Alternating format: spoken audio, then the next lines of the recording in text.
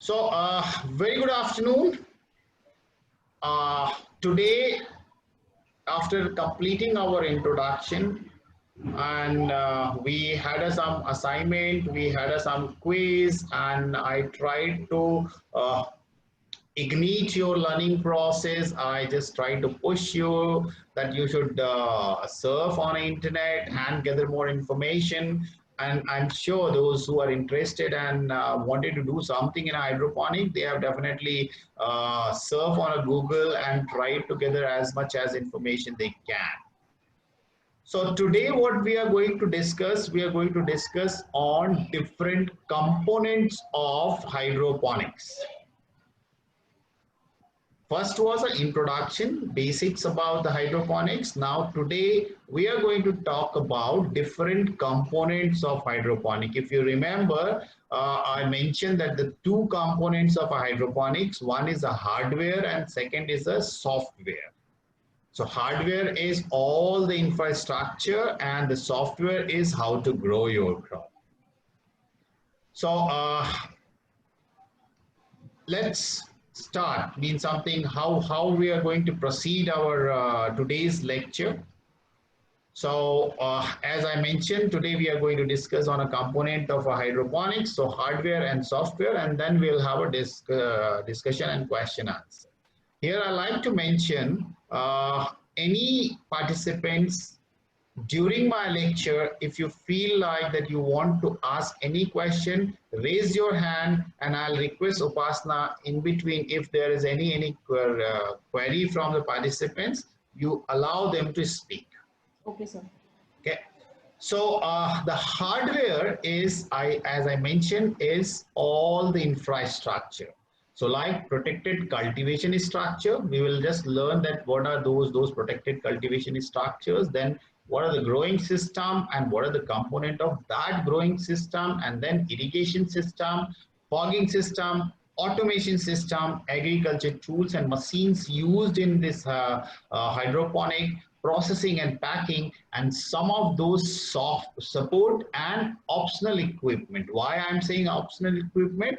So whenever we go for a commercial kind of a project, definitely we would be requiring these things. But if we are going for a hobby kind of a setup, then it is not required.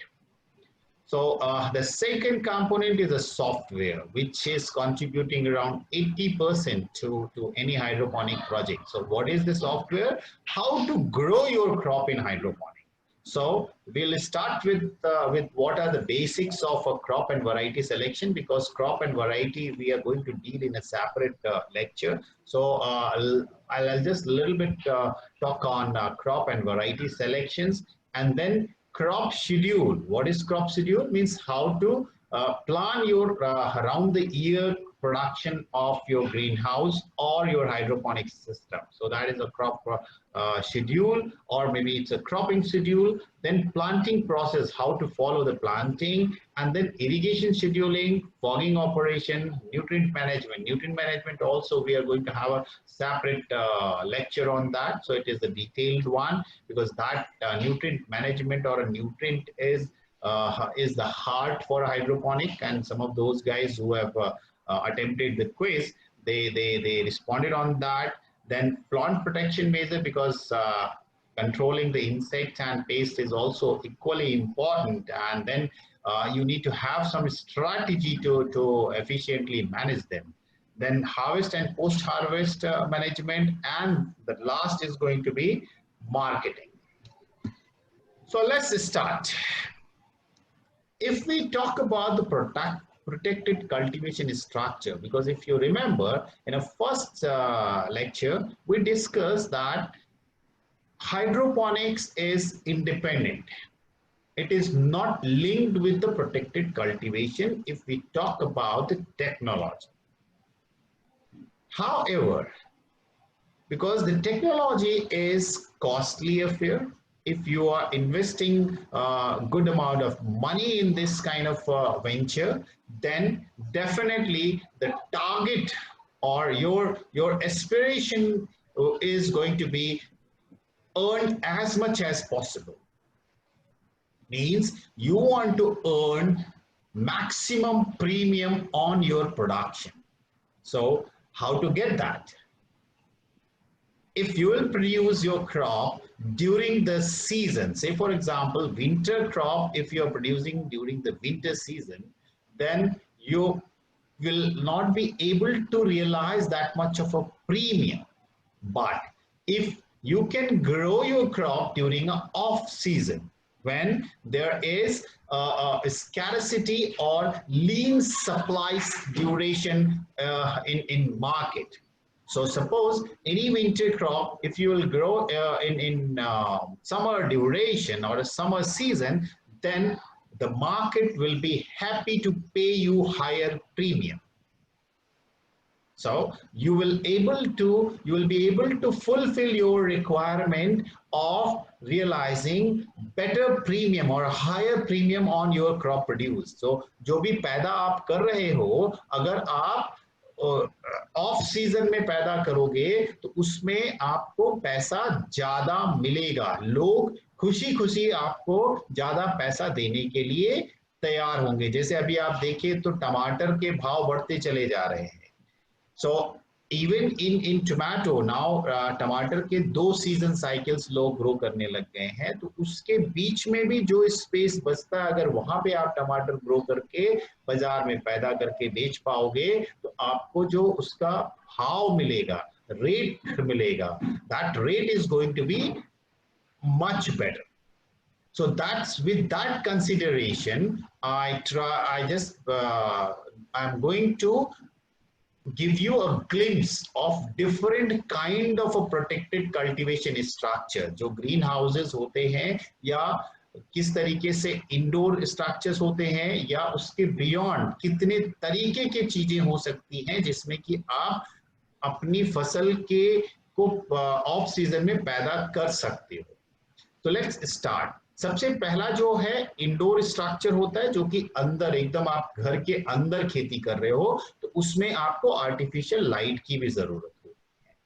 बिना, क्योंकि light जो होती है पौधों का क्या होता है, आपका सोर्स ऑफ एनर्जी होता है।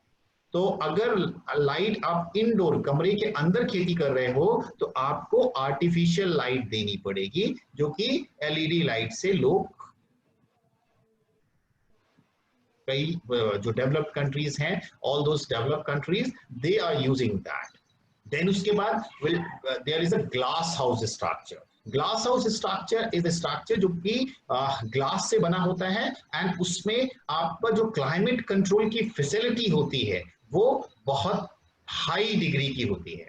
And why glass house? Because इसमें जो अगर ग्लास हाउस का आप देखें तो सबसे ज्यादा जो होता है that is in cold climatic countries में होता है, like European countries, they are basically going for a glass house because most of the time they have the climate, winter climate, and they want to trap the energy, they want to trap the heat।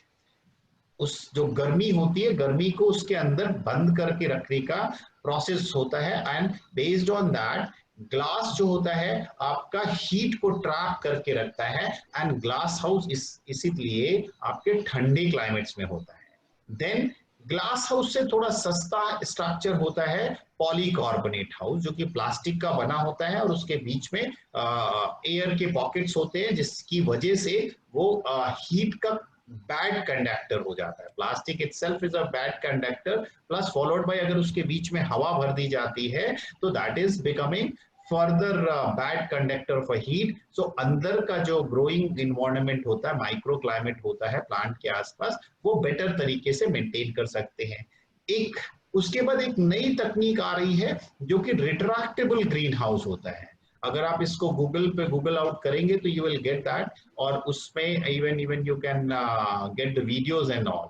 So what is the retractable green house? Retractable greenhouse are the greenhouses which have an option for creating microclimate.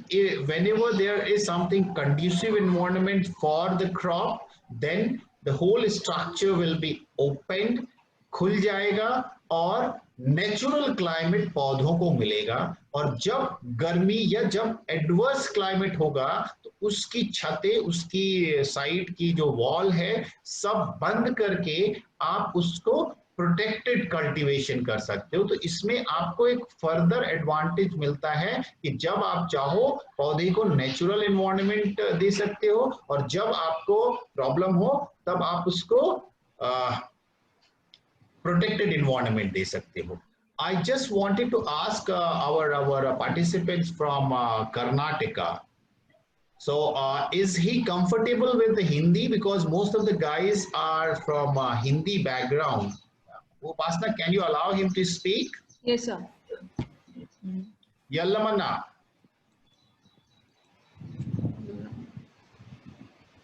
Yeah, Mr. Yellow Bunda. Hello. Hello. Sir, Yeah. not an issue, sir. I can understand both English and Hindi. That's great. That's how, because मैं थोड़ा English उसी वजह से कर रहा था. Now I'm comfortable and I'll just go with the Hindi because most of the guys are Hindi speaking. So Okay, I sir. need to maintain on a Hindi part more. Okay. Okay. Thank you. So retractable green house के बाद अगला green house जो आता है वो climate control, जो कि भारत में, इंडिया में सबसे ज्यादा इसी तरीके के स्ट्रक्चर लगे हैं, जिसमें एक तरफ फैन होता है, दूसरी तरफ पैड होता है। तो इसमें जैसे घर में आपके डेजर्ट कूलर होते हैं, उसी प्रिंसिपल पे जो ग्रीन हाउस का टेम्परेचर होता है उसको कम करने के लिए एक तरफ से पंखा हवा को बाहर फेंकता है, तो पैड पे पानी गिरता रहता है, पानी के थ्रू जब हवा आती है तो ठंडा होता है। So it is somehow giving you an option to control your climate and bringing down your temperature. And then next is a naturally ventilated greenhouse, जो कि इससे क्लाइमेट कंट्रोल ग्रीन हाउस से सस्ता होता है, और उसमें क्या होता है, आपके पास क्लाइमेट कंट्रोल के ऑप्शंस कम होते हैं, केवल एक ही मेन ऑप्शन होता है आपका उसमें, जो फॉगिंग करते हैं फॉगर्स यूज करके, एंड प्लस जो एयर सर्कुलेशन करते हैं। So these are the two option जिसके बेस पे आप उसके अंदर का टेम्परेचर को मेंटेन करते हैं। नेक्स्ट होता है द नेट हाउस, जो कि फर्दर कॉस्ट इफेक्टिव होता है, बट इसमें आपको क्लाइमेट कंट्रोल के ऑप्शंस कम मिलते हैं। देन हाई टनल्स होती है एंड लो टनल्स होती है। ये एक तरीके का जो होता है बहुत इजी काइंड ऑफ स्ट्रक्चर होता है, जो लोग अपने फार्म्स पे अपने से भी बना सकते हैं, but yes there are people who can just fabricate for you. So high tunnel जिसकी थोड़ी ऊंचाई ज्यादा होती है, low tunnel जिसमें कि आप वर्क नहीं कर सकते। high tunnel में you can go and do your agri operation. And now another is a movable containers. यहाँ पे जो डेवलप्ड कंट्रीज हैं वो क्या कर रहे हैं कि इस हाइड्रोपोनिक के पूरे सिस्टम को एक ऑटोमेटेड कंटेनर के अंदर डेवलप करके ग्रो करते हैं, और ग्रो करके वही कंटेनर एक जगह से दूसरे देश तक जाता है। So this Gulf countries, they are importing a lot of these type of container in which the whole control system, whole growing system is automated, and after planting, yeah, Deepak.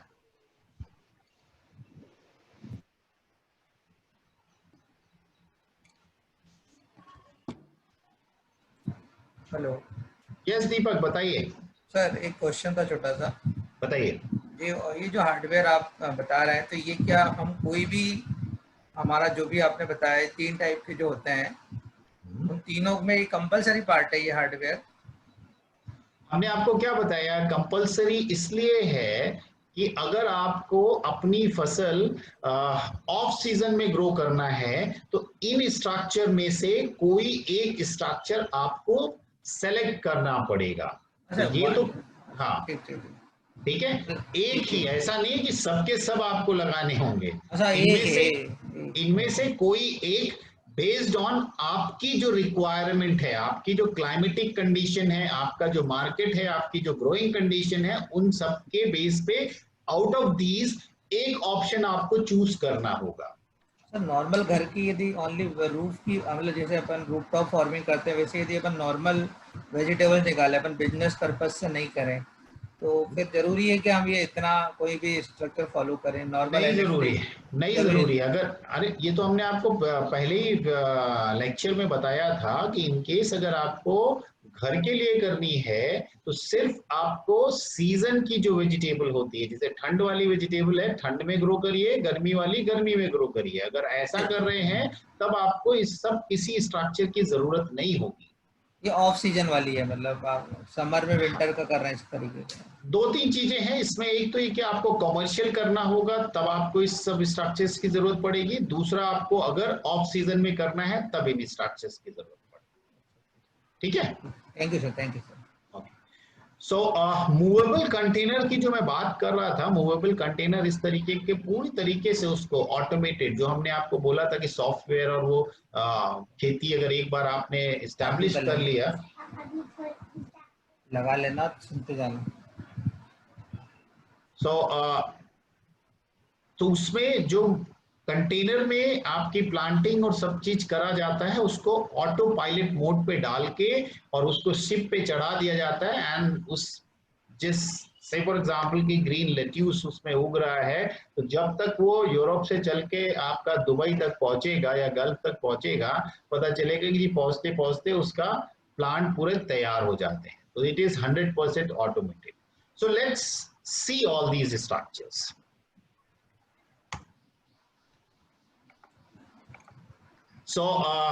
ये अपना जो इंडोर सेटअप है, और अगर आज देखें तो indoor setup का सबसे ज्यादा जो इस्तेमाल हो रहा है कैनाबिस, जो भांग की खेती होती है, जो कनाडा और यूएस और जहां जहां पे लीगलाइज हो गई है उसमें इंडोर खेती सबसे ज्यादा कैनाबिस की जा रही है।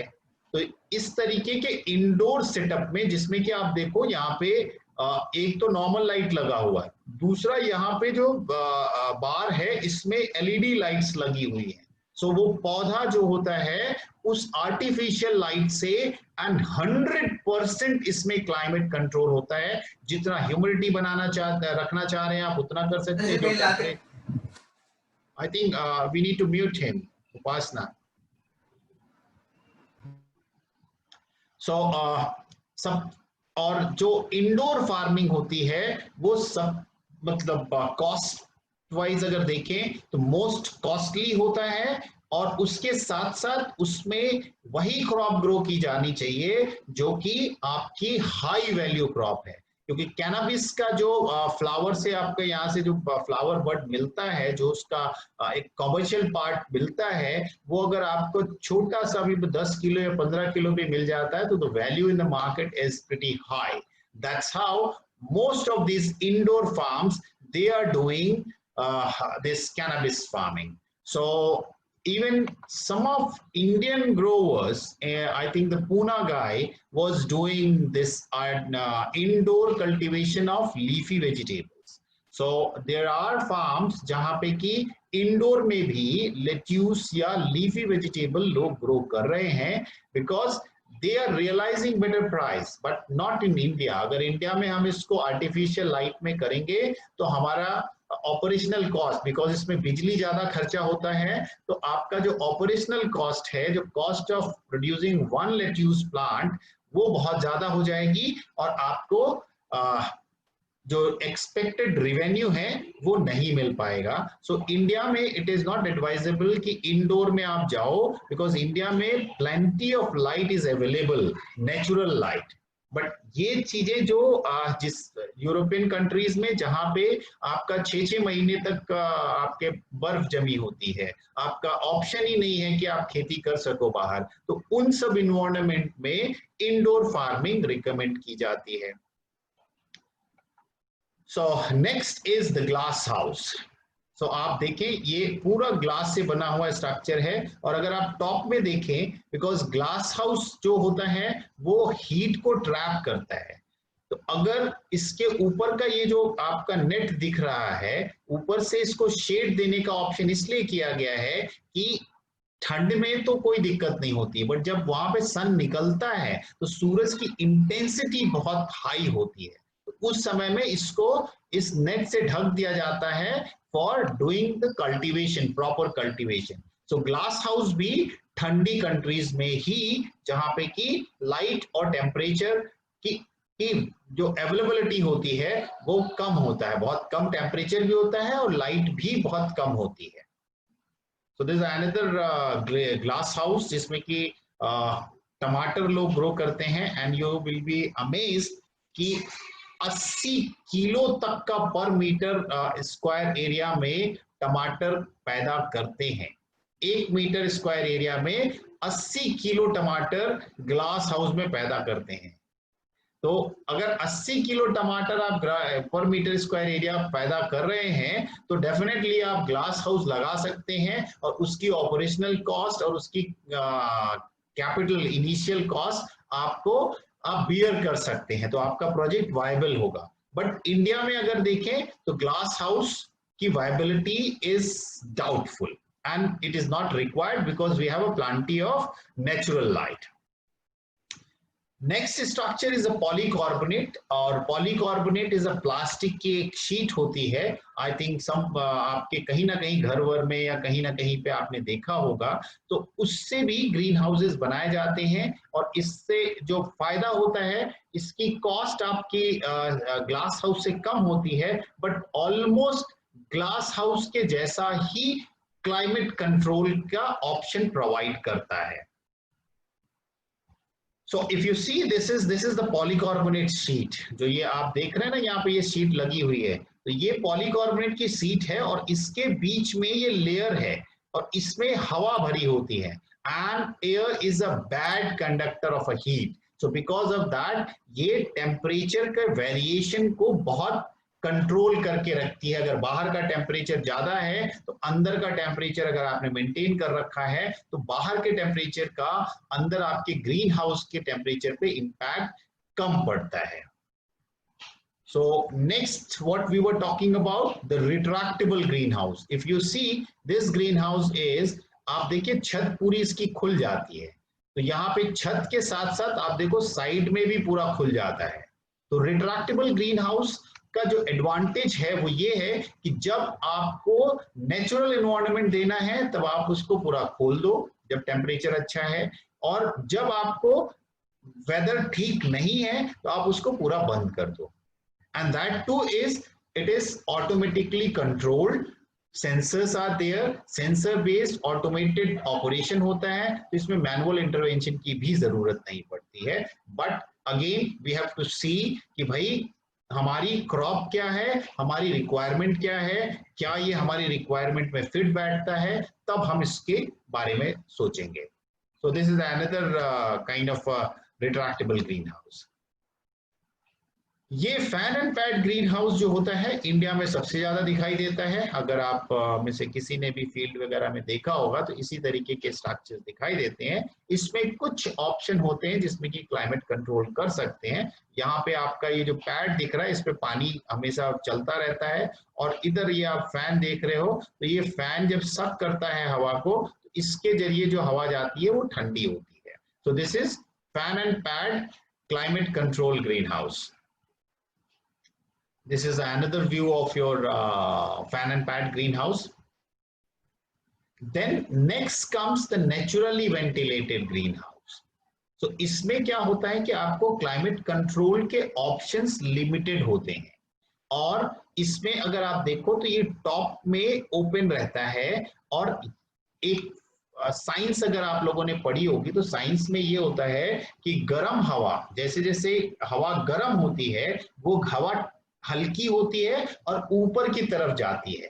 तो उसी प्रिंसिपल के बेसिस पे इसमें क्या किया कि टॉप को ओपन कर दिया, और जैसे जैसे टेम्परेचर बढ़ता है, जो प्लांट नीचे से हवा जब गर्म होती है तो ऊपर की तरफ आती है, और ऊपर से गर्म हवा बाहर निकल जाती है। और ये जो आप देख रहे हैं ये कर्टन है, इसको खोला बंद किया जा सकता है। तो यहाँ से साइड से नेट लगे होते हैं, तो नेट से आपकी ठंडी हवा बाहर की अंदर जाती है, गर्म होती है, फिर टॉप से वेंटिलेशन से बाहर चली जाती है। सो this is naturally ventilated green house. ये जो होता है इसमें दोनों आपका जो कैपिटल खर्चा, जो कि उसको बनाने में खर्चा है वो भी कम होता है, और इसमें बिजली भी कम लगती है, क्योंकि fan and pad greenhouse में आपका क्या हो रहा है, मोटर चल रही है, पंखे चल रहे हैं, उसकी वजह से उसमें ऑपरेशनल कॉस्ट, उसको ग्रीन हाउस को चलाने का खर्चा बढ़ जाता है, तो आपका जो चांसेस ऑफ रेवेन्यू रिटर्न हो जाता है वो कम हो जाता है। तो naturally ventilated green house is operational भी खर्चा कम है और इसको लगाने में इसका खर्चा कम है। So this is another view. You can see that this is the net and ये ventilation important होता है इसमें, और ventilation and fogging system से ही इसमें climate control की कोशिश की जाती है। Next structure comes this net house, और ये बहुत ज़्यादा जगह पे लोगों ने देखा होगा कि it is cost effective structure, but yes it depends कि भाई आपको कौन सी फसल लगानी है, कब लगानी है, किस तरीके से लगानी है, तो उसके बेसिस पे आपको स्ट्रक्चर सेलेक्ट करना होता है, and it is further cheaper than your naturally ventilated greenhouse. So this is another first one is something, this is nursery purpose के लिए लोग करते हैं, and this is something like people are doing for vegetable cultivation, and this all is a net at the top also, and अभी क्या even लोग hybrid type के भी structure कर रहे हैं, because ये protected environment क्या करता है, दो तीन चीजें करता है। एक पहला काम ये करता है कि इसमें insect pest enter नहीं कर पाते हैं। दूसरा चीज ये क्या करता है कि बारिश जब होती है तो बारिश में आपकी फसल बची रहती है, खराब नहीं होती है। तीसरा काम ये क्या करता है कि इसमें माइक्रो क्लाइमेट को कंट्रोल करता है, तो आपकी फसल अच्छी होती है। तो इस वजह से जो ऐसी फसलें हैं जिनको कि टेम्परेचर वेरिएशन की वजह से कोई ज्यादा इशू नहीं होता है, उनको नेट हाउस में ग्रो किया जाता है, और उसमें क्या है, इंसेक्ट से बचाते हैं और टॉरेंशियल रेनफॉल से बचाते हैं। The next is a high tunnel. So high tunnel is a tunnel जिसमें कि आप कोई भी छोटा छोटा सा जहां पे भी आप लगाना चाहें, आपने वेरी वेरी सिंपल स्ट्रक्चर, और इसके अंदर लगा के छोटे से उसमें आप what ever you want you can grow your crop, और इसके अंदर आप जाके अपने ऑपरेशंस भी कर सकते हैं। तो it is a very common कि अगर आदमी को जैसे से फॉर एग्जांपल कि एक किसी like even in for your university आपका किचन में कुछ सप्लाई करने का है, जो भी आपका मेस है, मेस में अगर सप्लाई करने के लिए आपने एक छोटा सा हाई टनल लगा दिया और उसमें वेजिटेबल्स लगा के you can grow your own vegetables. So this is another look of high tunnel polyhouse. So इसके अंदर आपका जो मेन वो होता है कि स्ट्रक्चर छोटा होता है, कॉस्ट इफेक्टिव होता है, आप उसके अंदर जाके ऑपरेशंस कर सकते हैं।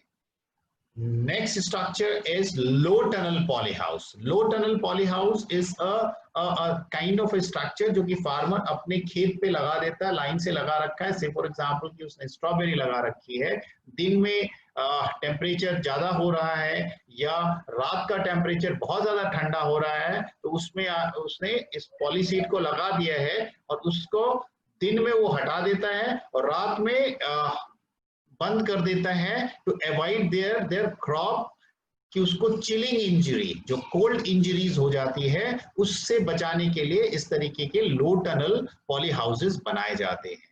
And it is a very common in case of all those short growing crops, short seasons like strawberries and other similar berry crops. So उसमें ये काफी यूज होता है। You see this type of structure, you can see wherever this strawberry people are growing. So you will get this type of these acres of acre structures under low tunnel polyhouse, because इसमें किसी के पास जाना नहीं पड़ता है, किसी से design नहीं बनवानी पड़ती है, ये फार्मर खुद से पॉलीसीड खरीद के ले आता है, लगा देता है। So this I was talking about कि ये जो आपका कंटेनर में फार्मिंग हो रहा है, तो कंटेनर में हाईटेक फार्मिंग होता है, पूरा आपका जनसेट लगा होता है, सब कुछ इनबिल्ट होता है, एंड इवन एसी भी उसमें फिटेड होता है। बिकॉज दो तरीके के आपके कंटेनर आते हैं, एक रेफ्रिजरेटेड कंटेनर होता है, एक नॉर्मल कंटेनर होता है। तो ये जो हम खेती जिसमें करते हैं, तो it is a refrigerated container, इसमें सब कुछ प्लांट लगा के तैयार करके और उसको फिर एक्सपोर्ट के लिए डाल दिया जाता है। And this is a panel, और यहाँ से पूरा इसको कंट्रोल करना होता है ड्यूरिंग ट्रांजिट, इसको किसी को खोल के देखने की भी जरूरत नहीं पड़ती है। So these all are a different kind of a structure जो कि पॉसिबल हैं ग्लोबली। अलग अलग एरिया में लोग इस तरीके के स्ट्रक्चर में प्रोटेक्टेड कल्टीवेशन कर रहे हैं, हाईटेक फार्मिंग कर रहे हैं। अब यहाँ पे सबसे बड़ा जो चीज आता है कि इन सब स्ट्रक्चर्स में आपकी जरूरत का कौन सा स्ट्रक्चर है। सो to identify your right structure, you have to freeze your crop and growing cycle। कि आपने एक बार से फॉर एग्जांपल कि मैं इंदौर का ही एग्जांपल लेता हूं। इंदौर के एग्जांपल में अगर किसी को ये करना है कि मेरे को खीरे की खेती करनी है और खीरे की भी खेती करनी है। खीरे की खेती आजकल बहुत हाईटेक हो गई है और इवन लोग जो है 3-3 साइकिल ले लेते हैं खीरे की कि भाई 4 महीने में एक साइकिल खत्म की, फिर अगली लगाई, फिर अगली लगाई, इस तरीके से 3-3 साइकिल ले सकते हैं। अगर वो प्लान है कि भाई हमें पूरी 3 साइकिल लेनी है खीरे की, तो देन इन दैट केस आपको एक साइकिल के लिए आपका स्ट्रक्चर जो होगा वो होगा कि climate control fan and pad green house होगा। बिकॉज 2 साइकिल तो आप आसानी से, अगर आप ये सोच रहे हो कि चलो जी हम जो है 2 साइकिल खीरे की ले लेंगे और एक जब गर्मी आएगी तो गर्मी में हम कोई गर्मी वाली फसल ले लेंगे, अगर इस तरीके का आपका प्लान है तो आप net house is the best structure. तो नेट हाउस में आपको खीरे की खेती बहुत ही अच्छे से कर सकते हैं। 2 साइकिल तो आप आराम से ले सकते हैं। सीडलेस कुकुम्बर की जो बात करते हैं, सीडलेस कुकुम्बर आप आसानी से लगा सकते हैं। बट अगर आपको चाहिए कि आपको 3 साइकिल लेनी है तो आपको डेफिनेटली आपको climate control fan and pad green house लेना पड़ेगा। अब उसके बियॉन्ड अगर जाते हैं कि भाई कोई एक ऐसा इन्वेस्टर है जो ये चाह रहा है कि मैं इंडिया में सैफरन ग्रो करूंगा। सैफरन पता है, केसर, जो कि केवल कश्मीर वैली में होता है। तो अगर उसको सैफरन ग्रो करना है तो maybe he need to go for this glass house और इंडोर स्ट्रक्चर।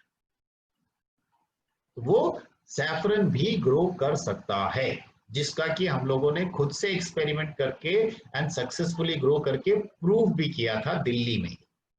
तो ये इन सब स्ट्रक्चर्स में से आपकी क्या जरूरत है वो तब डिसाइड होगा कि फसल कौन सी करनी है और कब करनी है।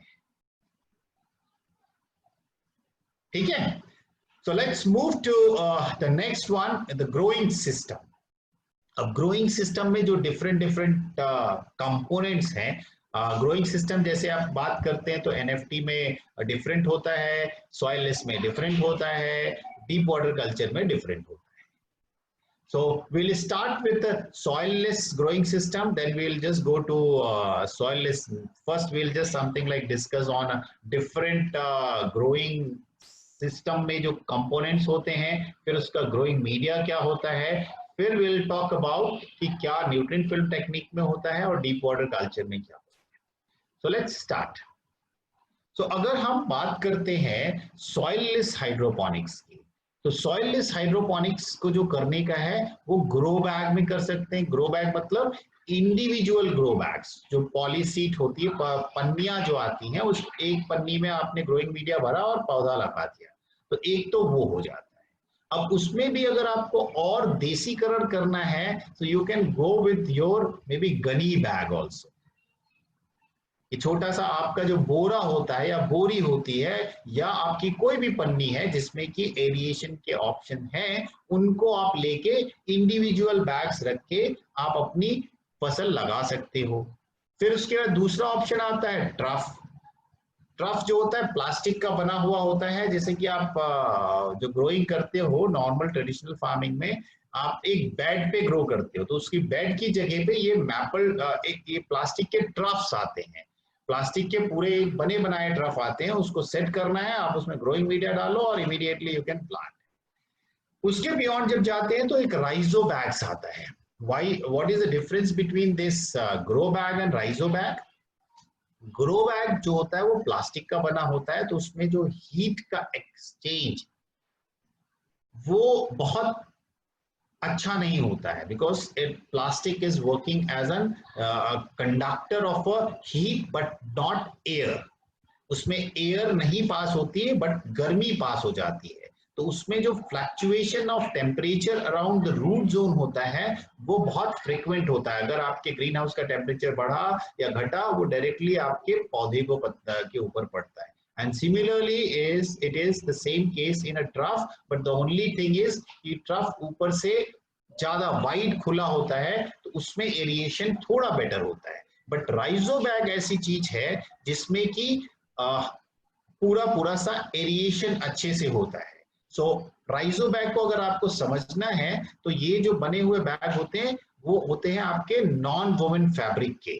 जैसे आप कभी बाजार जाओ तो थैले मिलते हैं जो कि दो तरीके के कपड़े होते हैं, एक बिने हुए कपड़े होते हैं, एक बिना हुआ। नॉन वोवन फैब्रिक अगर आप टाइप करके देखेंगे गूगल में तो you will get that kind of a fabric. उस फैब्रिक से बने हुए जो बैग होते हैं वो राइजो बैग होते हैं, और उसमें जो होता है एरिएशन और रूट प्रूनिंग, हवा का अच्छा एक्सचेंज होता है, because root is also doing the respiration, तो उसको भी ऑक्सीजन की जरूरत होती है, और जितना अच्छे से हवा का एक्सचेंज होगा आपकी रूट ग्रोथ उतनी अच्छी होगी। And the second advantage in राइजो बैग इज कि वो रूट प्रूनिंग भी होती है।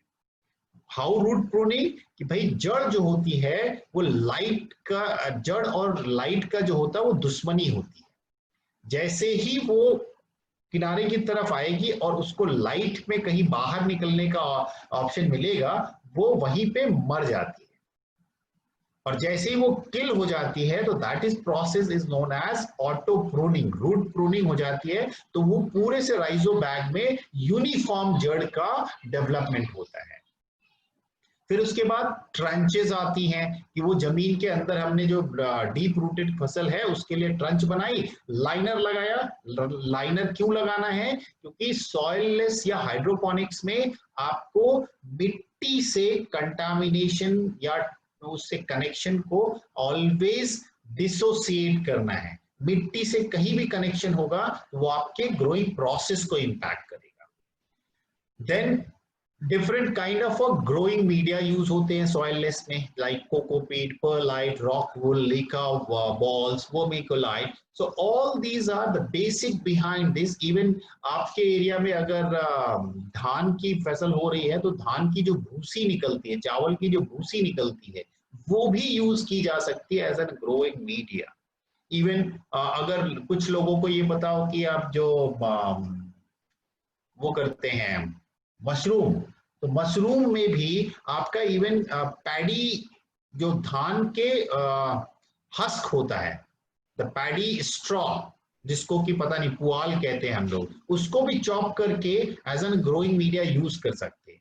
तो basic bottom line for soilless growing media is ऐसा कोई मीडिया हो जिसमें अपनी से न्यूट्रिएंट सप्लाई, प्लांट के पोषक तत्व सप्लाई करने की एबिलिटी नहीं होती है, वो सभी media as an soilless growing media use किया जा सकता है। So bottom line is what, कि उसका अपना से कोई भी न्यूट्रिएंट सप्लाई करने की कैपेसिटी नहीं हो। Then we will come to component of nutrient film technique में कि भाई किस तरीके के होते हैं। एक फ्लैट बेड होता है, ए फ्रेम होता है, टावर्स होते हैं। सो ये डिफरेंट तरीके के हैं। And then finally we'll go with the deep water culture. Deepak have some question. Yeah, Deepak. Quickly.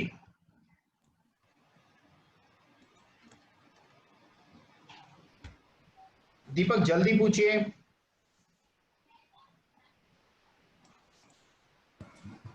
Hello. या दीपक quickly.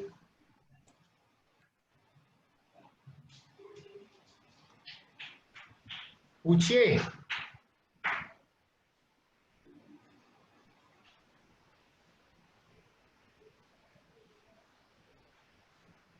So anyway, we'll move further. So let's try to see all those things. So grow bag की जब हम बात करते हैं तो grow bag में इस तरीके के poly bag, separate poly bags आते हैं जो कि आपको मार्केट में मिल जाएंगे, और आप इसके अंदर ग्रोइंग मीडिया भर के you can plant your crop. So this one is always better because बाहर से व्हाइट है अंदर से ब्लैक है, तो ये जो होता है हीट को एब्जॉर्ब कम करता है because white always reflect the heat.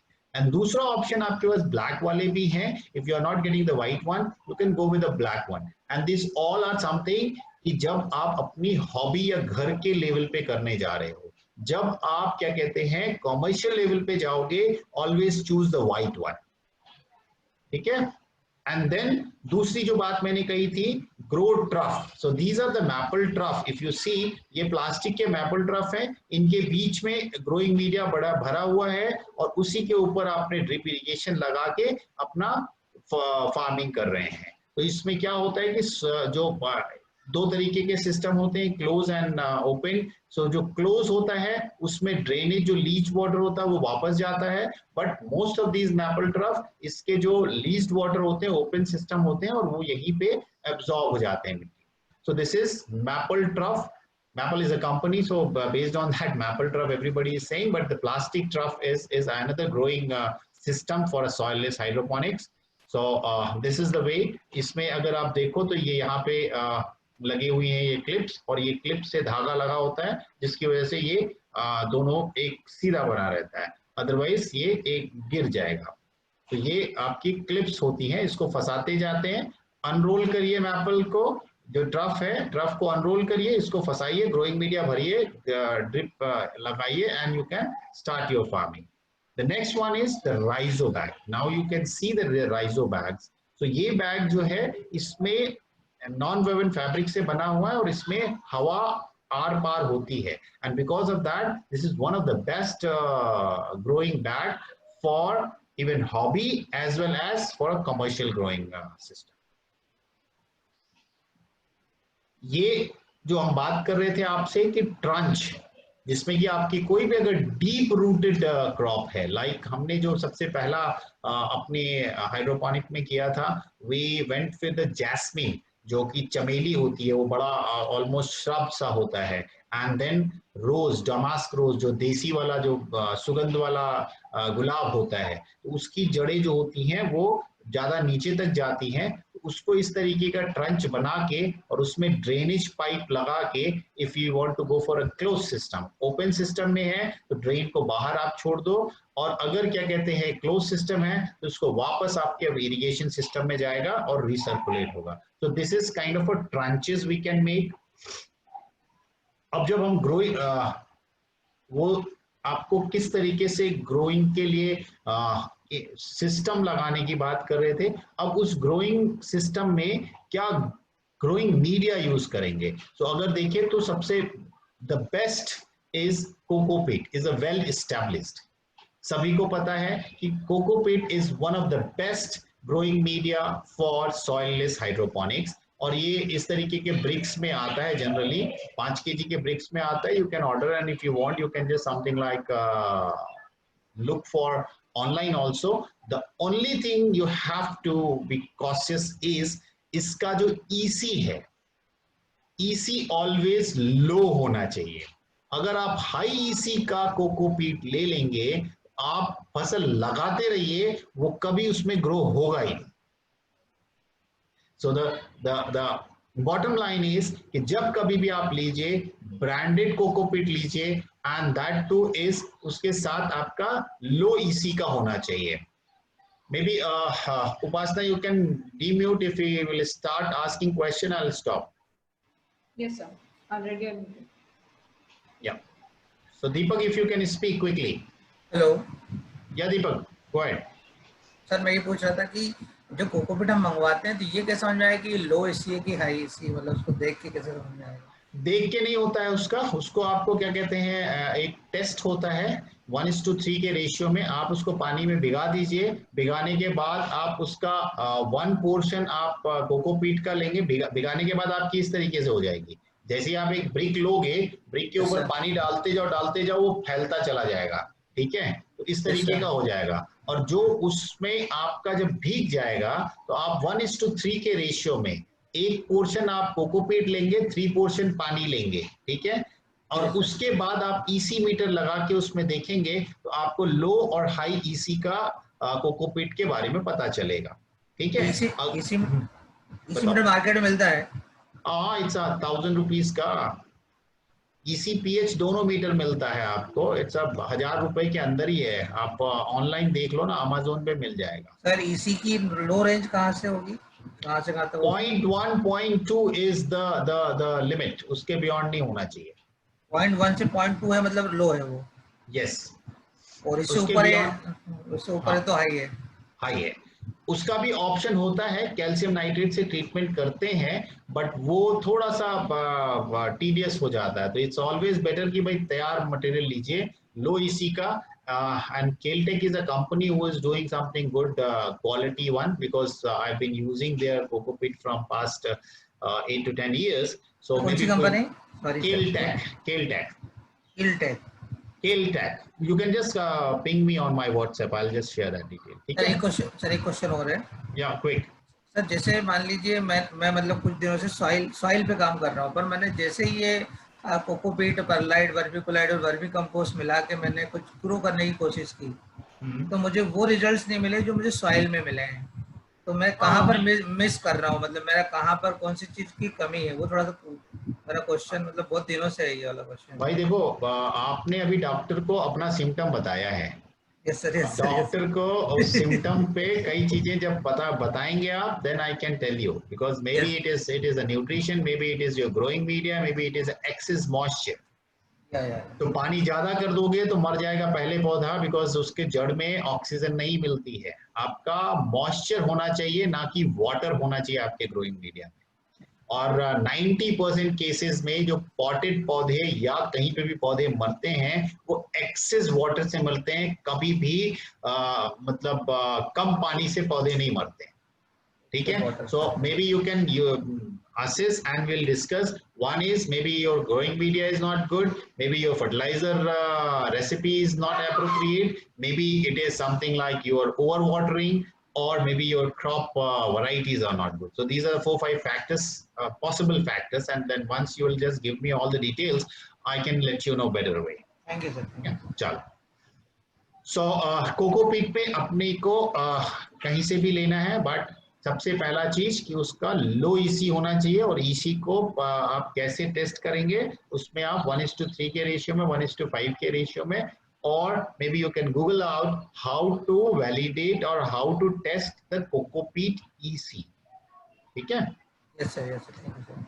So next is the perlite. Perlite is further kind of a growing media जिसमें कि आप crop को grow कर सकते हो, and there are some growing media which is customized. So different proportion of a cocopeat and perlite is being mixed for ensuring a better aeration.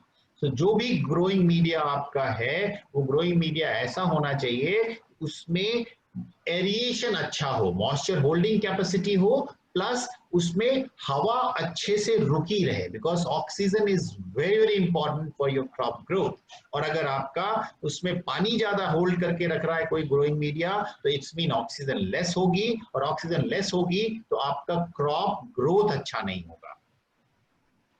So apart from that, there is a rock wool, which is rock wool is also another growing media, but ये ज्यादातर ठंडे area में grow किया जाता है। अगर आप देखें तो rock wool is used as a something insulation के लिए, जैसे आपका कहीं पे चिलर लग रहा है तो उसके बीच में इंसुलेशन के लिए रॉक वूल यूज किया जाता है। तो rock wool is also a growing media जो कि आपके ठंडे इलाकों में यूज किया जाता है। एंड देन एक लीका बॉल्स आती है जो कि लाइट वेट एक्सपेंडेड क्ले है। तो ये एक तरीके से जो लावा से निकला वाला वो होता है आपका पत्थर, तो उससे जो बने हुए ये होते हैं balls, that is Leica ball, light weight expanded clay. तो इसमें भी मॉइस्चर होल्ड करने की कैपेसिटी अच्छी होती है। और अगर इसमें ग्रो करते हैं आप क्रॉप, तो इसमें क्या है कि एक पत्थर से एक लीका बॉल और दूसरी लीका बॉल के बीच में स्पेस होती है, तो हवा भी अच्छे से उसके अंदर सेटल रहती है। सो मे बी जब हम लोग अपना ये प्रोजेक्ट करेंगे तो कुछ लोग अपने ग्रोइंग मीडिया को भी बदल सकते हैं। कुछ लोग लीका पे कर लें, कुछ लोग आपके कोकोपीट पे कर लें, कुछ लोग कोकोपीट परलाइट पे कर लें। So that we will discuss. Another growing media is vermiculite. Vermiculite, this is a vermiculite जिसमें कि जनरली ये ग्रोइंग मीडिया आपका नर्सरी के लिए यूज होता है, बिकॉज इसमें कुछ न्यूट्रिएंट सप्लाई करने की कैपेसिटी होती है। तो ये आपका मिक्स करके इसको as an soil growing media use नहीं कर सकते। सो नाउ एनएफटी में जब हम आते हैं तो एनएफटी में डिफरेंट तरीके की एनएफटी होती है। एक एनएफटी होती है जो कि फ्लैट बेड होती है। अब आप देखो अगर तो ये वाला जो बेड दिख रहा है, इस बेड पे आप देखो प्लांट जो है पास पास में है। So this bed is a nursery bed, क्योंकि नर्सरी बेड जब प्लांट छोटा होता है तो आप छोटे से एरिया में ज्यादा प्लांट जहां पे एकोमोडेट कर लेते हैं, दैट एरिया जो होता है वो नर्सरी होता है। तो जैसे अगर ये पूरा सा ग्रीन हाउस देखें तो ये जो है कमर्शियल ग्रोइंग जोन है, और यहाँ पे अगर देखें this is nursery growing area, कि जैसे ही यहाँ से पौधा ग्रो होके निकलेगा ये वाला उस कमर्शियल ग्रोइंग जोन में चला जाएगा। तो पहला आपका एनएफटी सिस्टम जो है वो फ्लैट सिस्टम है, कि केवल एक टेबल एक ही लेयर होती है। एंड जनरली अगर आप देखें तो यही सबसे ज्यादा कॉमन भी है और इकोनॉमिकली वायबल भी है, क्योंकि इसमें मेंटेनेंस, इसमें खर्चा, इसको बनाने में भी खर्चा as compare to other system is low. So this is the most common kind of a NFT growing system in India people are using. ये एक ए फ्रेम सिस्टम है जो कि अगर हम एज अ थियोरेटिकल देखें तो हमें लगता है इसमें ज्यादा पौधे पर मीटर स्क्वायर एरिया में आते हैं, बट अगर हम साइंटिफिकली कैलकुलेट करें तो हमारी जो प्लांटिंग डेंसिटी है वो 10 से 15% ही ज्यादा होती है। बट अगर आप देखो तो इस सिस्टम को सेट करने वर्सेस इस सिस्टम को सेट करने में कॉम्प्लिकेसी ज्यादा होती है। इस सिस्टम में मेंटेनेंस ज्यादा होता है। इस सिस्टम में आपका जो सनलाइट है वो भी प्रॉपर नहीं मिलता है। तो इसीलिए ए फ्रेम जो है अगर आपको लगाना है हॉबी पर्पस के लिए तो आप लगा सकते हो, बट कॉमर्शियल के लिए it is not recommended. But this is a A-frame NFT system. And then NFT में ही कुछ लोग इस तरीके के टावर्स भी लगाते हैं, जिसमें कि आपका ऊपर से मॉइस्चर आता है और नीचे से वो लीच करके फिर आपके रिसर्कुलेटिंग टैंक में जाता है और ये प्रोसेस चलता रहता है। तो इस तरीके के टावर्स में भी खेती करते हैं, और जनरली इस तरीके के टावर में लोगों ने आपका स्ट्रॉबेरीज वगैरह बहुत ज्यादा किया है, लेट्यूस बहुत किया है। This is the deep water culture. If you see यहाँ पे आप देखें तो पूरा सा ये बड़ा सा एक वाटर बॉडी एक बनाई जाती है, और उसके ऊपर एक राफ्ट लगा के एक प्लास्टिक थर्मोकोल का राफ्ट लगाते हैं, उसी के ऊपर पौधा लगा देते हैं। तो the difference between deep water and NFT जो हमने आपको फर्स्ट लेक्चर में भी बताया था, इसमें डीप वाटर में depth of water is higher.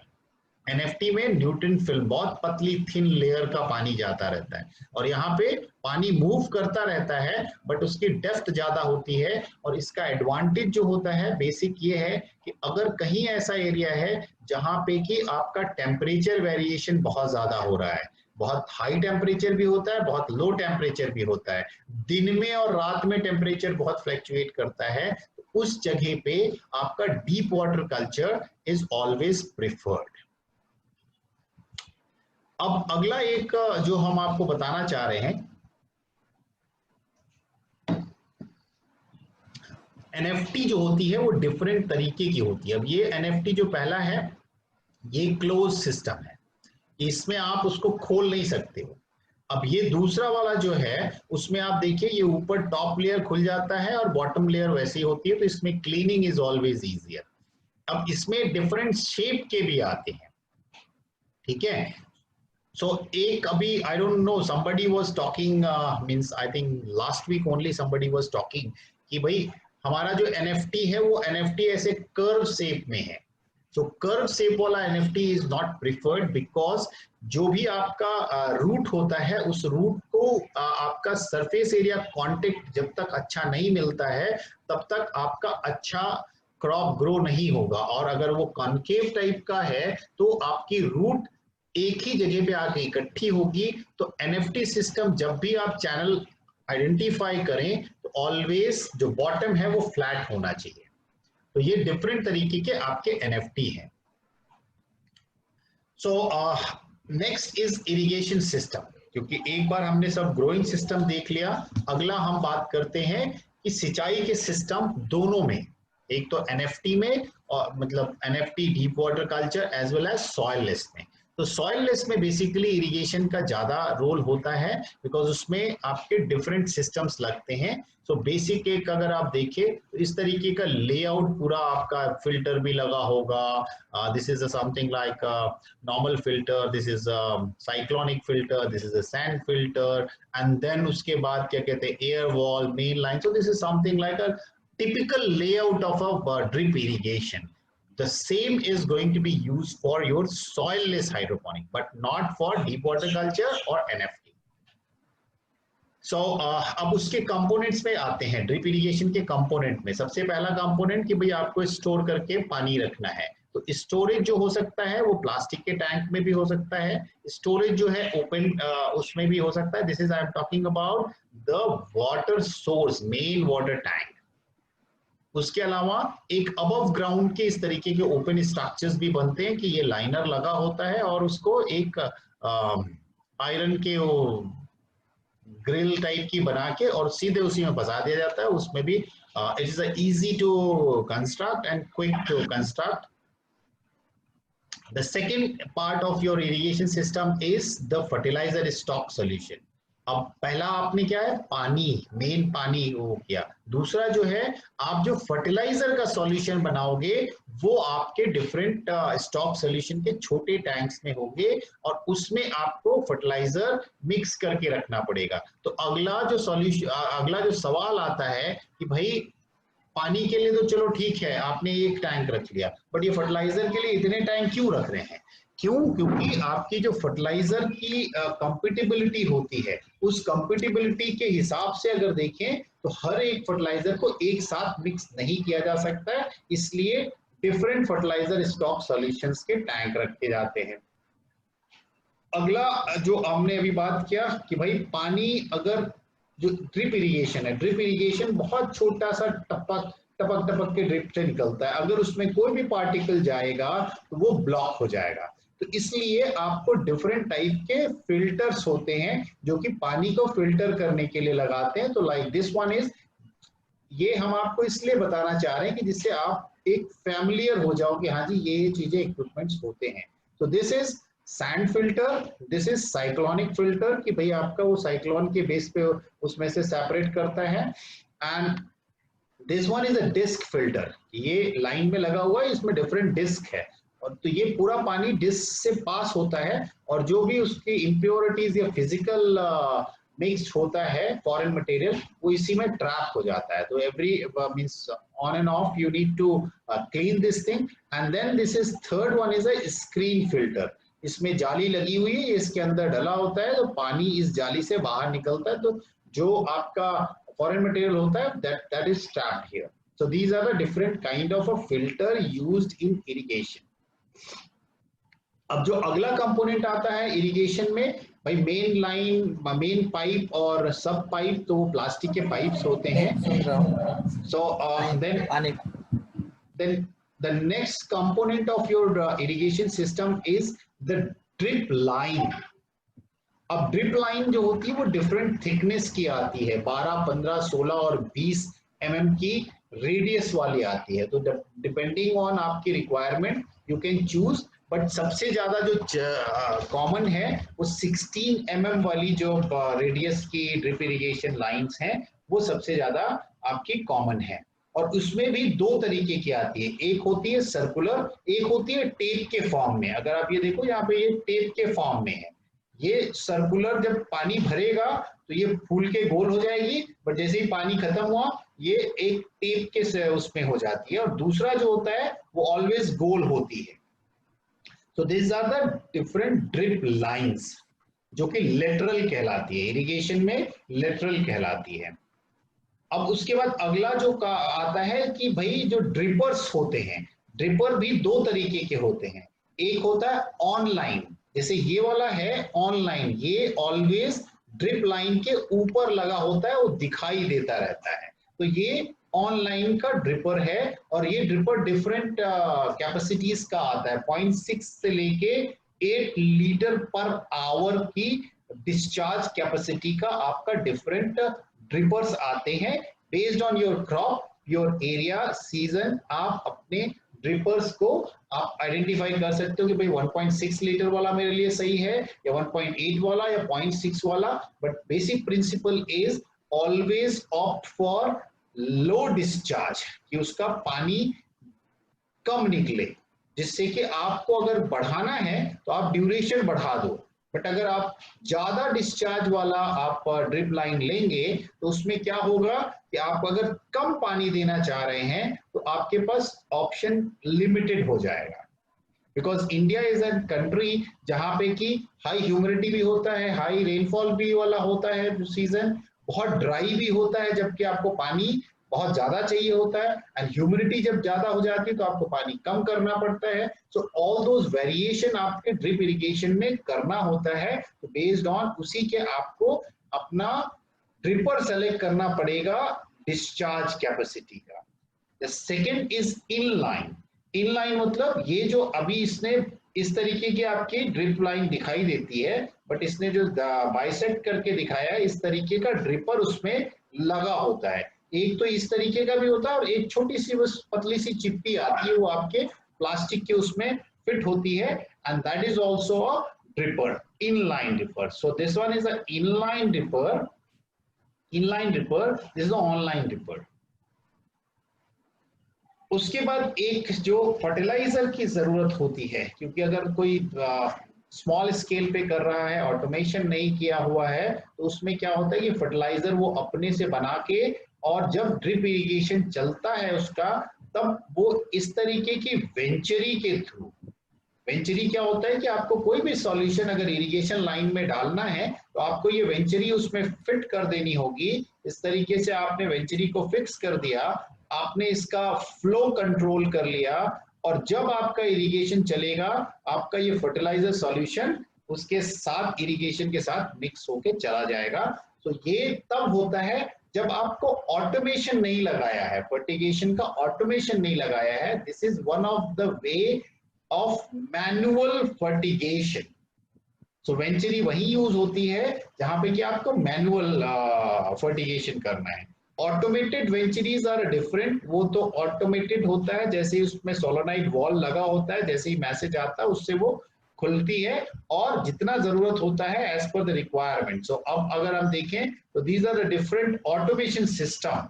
अब इन सब ऑटोमेशन सिस्टम में एज अ ग्रोवर आपको केवल ये डालना है कि भाई इतना पानी है, इतनी बार चलना है, इतना खाद डालना है, इतने ईसी और इतने पीएच से करना है। तो ये सब कनेक्शंस ऑलरेडी लगे होते हैं, और ऑटोमेटिकली जो आप उसको इंस्ट्रक्शन देते हो उसके बेसिस पे वो अपना फर्टिलाइजर या फर्टिगेशन कर देता है।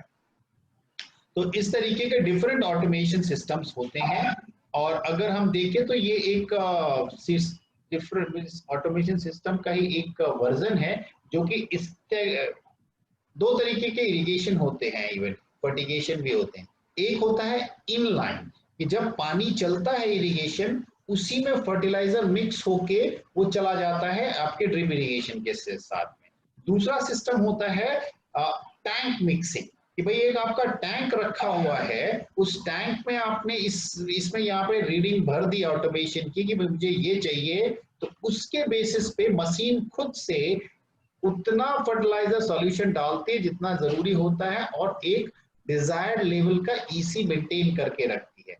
एक होता है इन टैंक टैंक मिक्सिंग, और दूसरा होता है इनलाइन फर्टिगेशन। तो इनलाइन वाला सीधे सीधे वो फर्टिगेशन सिस्टम में लेके जाता है, बाकी इन टैंक में और टैंक मिक्सिंग में आपका टैंक में वो ईसीपीएच मेंटेन करता है। तो next is a fogging system. हमने सबसे पहला बात किया कि आपने ग्रीन हाउस की बात की हार्डवेयर में अभी तक, कि भाई हमारे प्रोटेक्टेड स्ट्रक्चर्स कैसे कैसे हैं। Yes, somebody have a question? Yallu Gudda.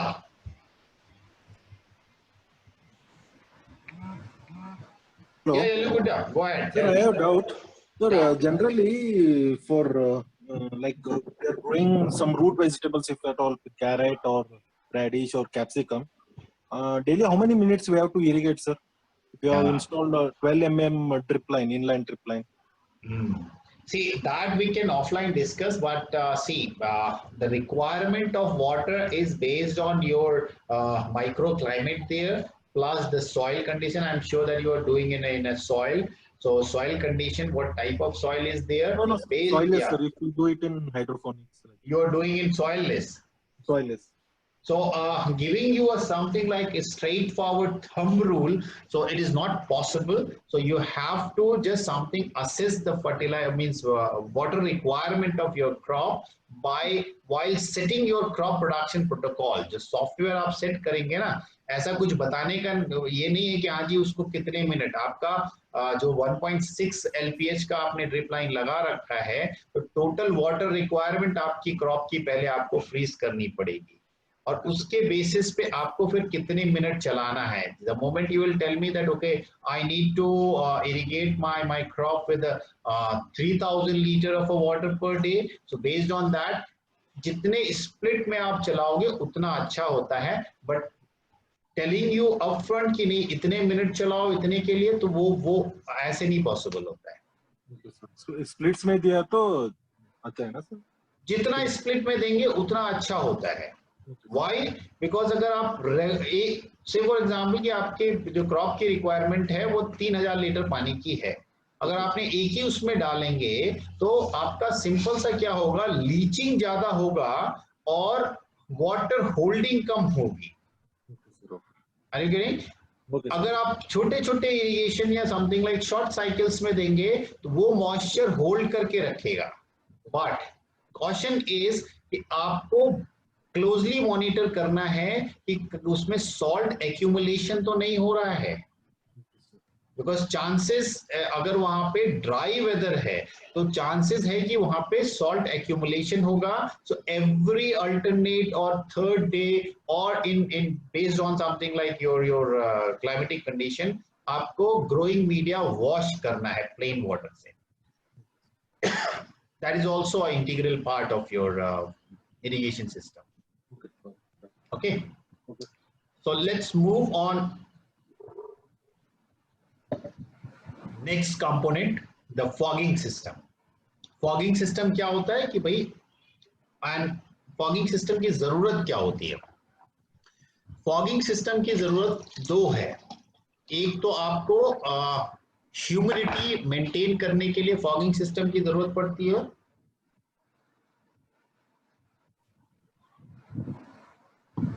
और दूसरा fogging system is required to bring down the temperature also. How? कि भाई जैसे ही आपके किसी ग्रीन हाउस में अगर गर्मी है और पानी की ड्रॉपलेट अगर उस गर्मी से जैसे ही टच में आती है, कांटेक्ट में आती है, तो वो हीट जो है डिसेमिनेट हो जाती है उस वाटर ड्रॉपलेट में, और वाटर ड्रॉपलेट में अगर हीट एब्जॉर्ब होती है तो वेपर बन के उड़ जाता है. And that's the way physics. अगर most of you are a young student, so if you just something like study the physics, so it's a latent heat जो होती है वो absorb करके उसको वेपर में कन्वर्ट कर देती है, and that gives a cooling effect. So fogging system का दो रोल है. एक तो ह्यूमिडिटी अपने ग्रोइंग सिस्टम में मेंटेन या ग्रीन हाउस में मेंटेन करके रखने का, दूसरा टेम्परेचर को कम करने का. So let's try to understand. So this is something like a pictorial look for you कि भाई हमारा जो फॉगिंग सिस्टम है वो टॉप पे लगता है, और जब उसमें से आपके चलता है तो बहुत फाइन ड्रॉपलेट्स निकलते हैं जो कि वेपर तब बनते हैं जब उसमें गर्मी उस ग्रीन हाउस में होती है, हीट एब्जॉर्ब करके वेपर बन जाते हैं. वेपर बनते ही आपकी ह्यूमिडिटी में कंट्रीब्यूट करते हैं और हॉट एयर को बाहर ऊपर निकल भी जाते हैं. So that's how cooling effect होता है. So this type of a fogging system is required. जब फॉगिंग सिस्टम आप लगा रहे हो तो फॉगिंग सिस्टम में जो सबसे बड़ी चीज देखने वाली है वो ये है कि भाई उस एक कितने नंबर ऑफ फॉगर्स लगने चाहिए, क्योंकि उसका रेडियस क्या है, कितना कवर कर रहा है, तो उसके बेसिस पे नंबर ऑफ फॉगर्स कितने होने चाहिए आपके ग्रोइंग जोन में, वो आपको डिसाइड करना होता है। And that is the key when you are designing और प्लानिंग और somebody is planning greenhouse और fogging system for you, then in that case you need to ask him a question कि भाई क्या radius है इसका, कितना वो करेगा, and why you are putting this number of fogger in my greenhouse. अब this is the look of individual fogger. तो इस तरीके का होता है फॉगर, ये आपका मेन उसका जो पाइपलाइन आता है यहाँ से वो उसमें एंटर करता है, and this is something like a weight, एक वेट उसके ऊपर डाला रहता है कि वो नीचे की तरफ ही रहे, ऐसा ना हो कि वो किसी तरफ रहे, घूमता रहे। And after this you can see 4 way of foggers, क्योंकि 4 तरफ से उसमें से फॉग निकलता है। इसमें 2 भी आते हैं, इसमें 1 भी आते हैं, but the most common is the 4 because it covers a maximum area. उसके बियॉन्ड जाके चाइना ने इवन आपका 6 वेव का भी बना दिया है, बट अभी इंडिया में बहुत ज्यादा यूज नहीं होता है। So next is, if you see, this is the high pressure fogging system. Gradually लोग जो है हाई प्रेशर फॉगिंग सिस्टम में जा रहे हैं। वाई? बिकॉज जो हाई प्रेशर फॉगिंग होता है उसमें जो ड्रॉपलेट साइज होता है वो बहुत कम होता है। Again it is a physics कि भाई अगर आपका जो फॉगिंग सिस्टम में ड्रॉपलेट बड़ा है तो बड़ा ड्रॉपलेट का जो सरफेस एरिया ऑफ कांटेक्ट होगा वो ऑलवेज कम होगा एज कंपेयर टू जो छोटा ड्रॉपलेट होता है। तो छोटा ड्रॉपलेट का जब सरफेस एरिया ऑफ कांटेक्ट बढ़ जाता है तो वो हीट के कांटेक्ट में ज्यादा आता है, एंड उसकी वजह से वो वेपर बनने में बहुत इजीली वेपर बन जाता है और हीट एब्जॉर्ब करके टेम्परेचर को कम करता है एंड ह्यूमिडिटी को बढ़ाता है। सो एक basic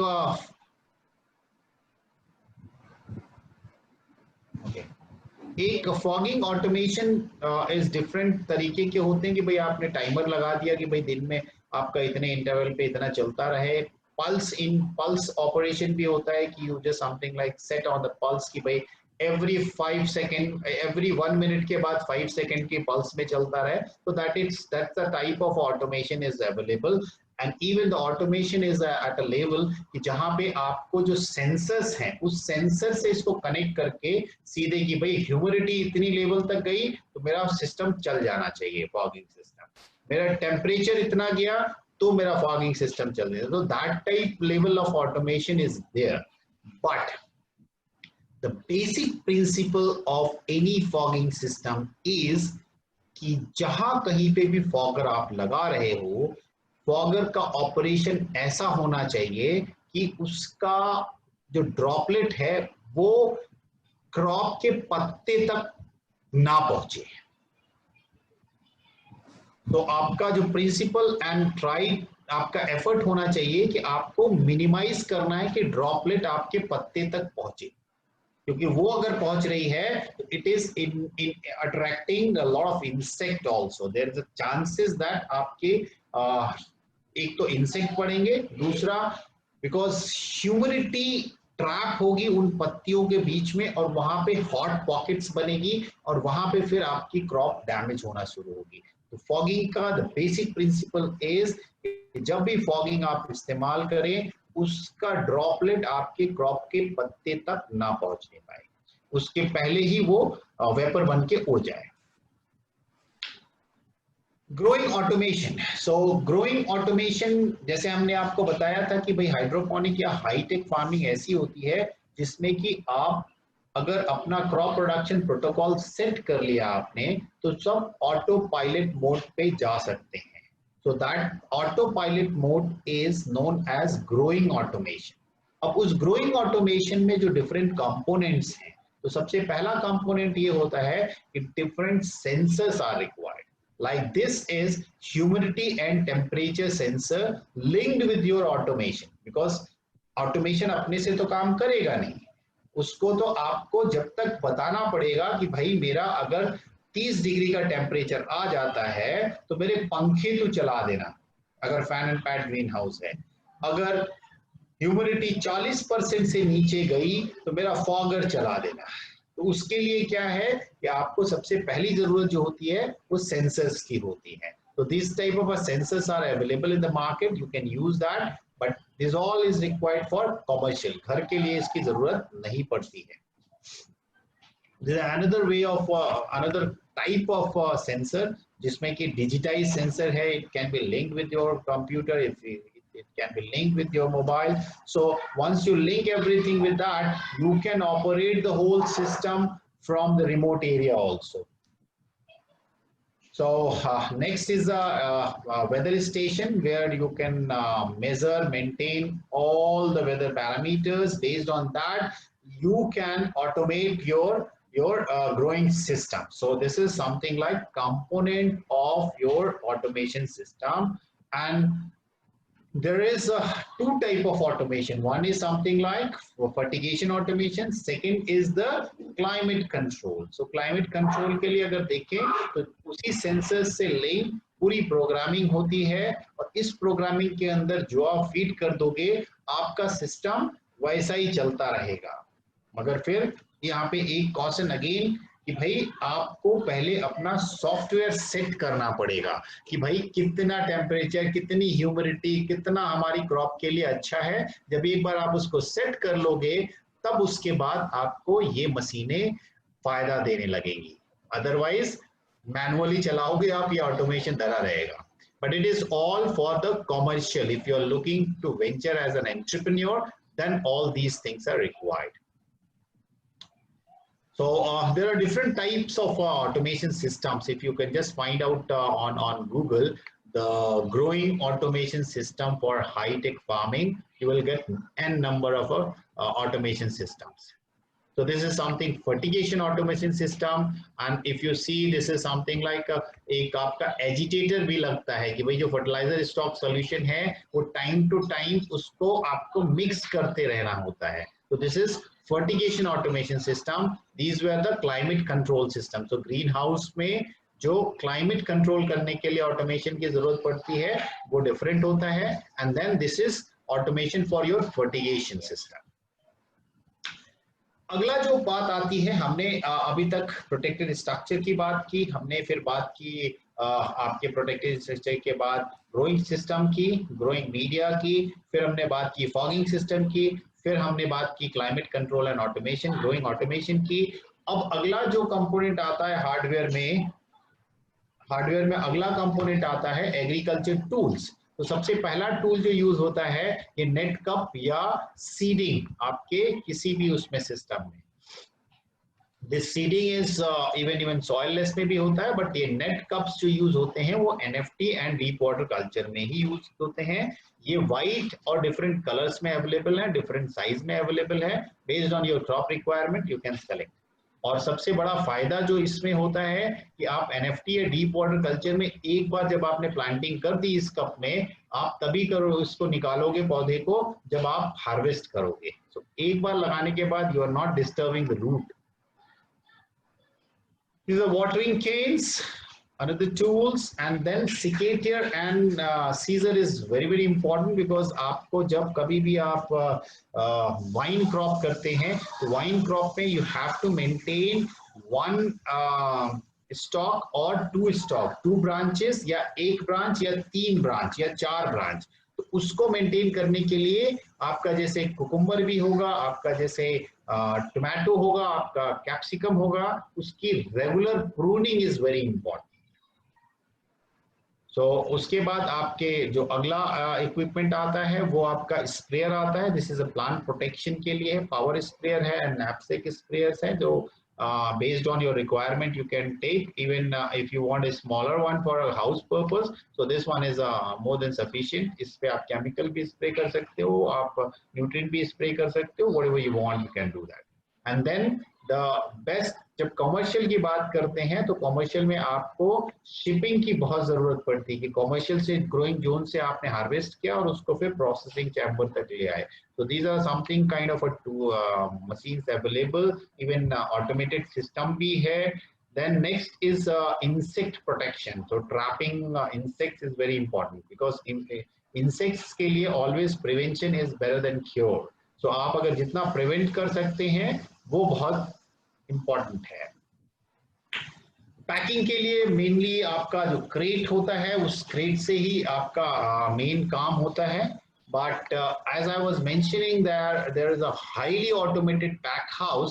I like to give you a brief video on how the tomato is being packed in Europe. Let's see. And ये उस जगह की है जहाँ पे टमाटर 80 से 120 kilo per metre square area per year आता है. और आप सोचो केवल 2 लोकेशन है जहां पे कि ह्यूमन इंटरवेंशन है. एक पेड़ से टमाटर तोड़ना और दूसरा सॉर्टिंग में थोड़े से जो भी अगर उसमें कुछ गड़बड़ टमाटर आ गए हैं तो यही 2 जगह पे ह्यूमन इंटरवेंशन है. Otherwise it is 100% automated. So let's see that video.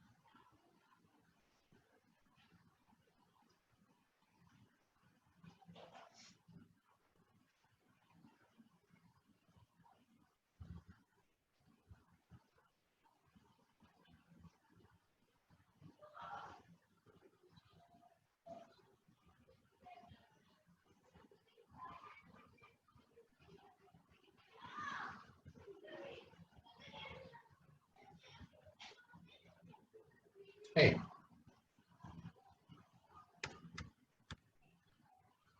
I think I have just something like.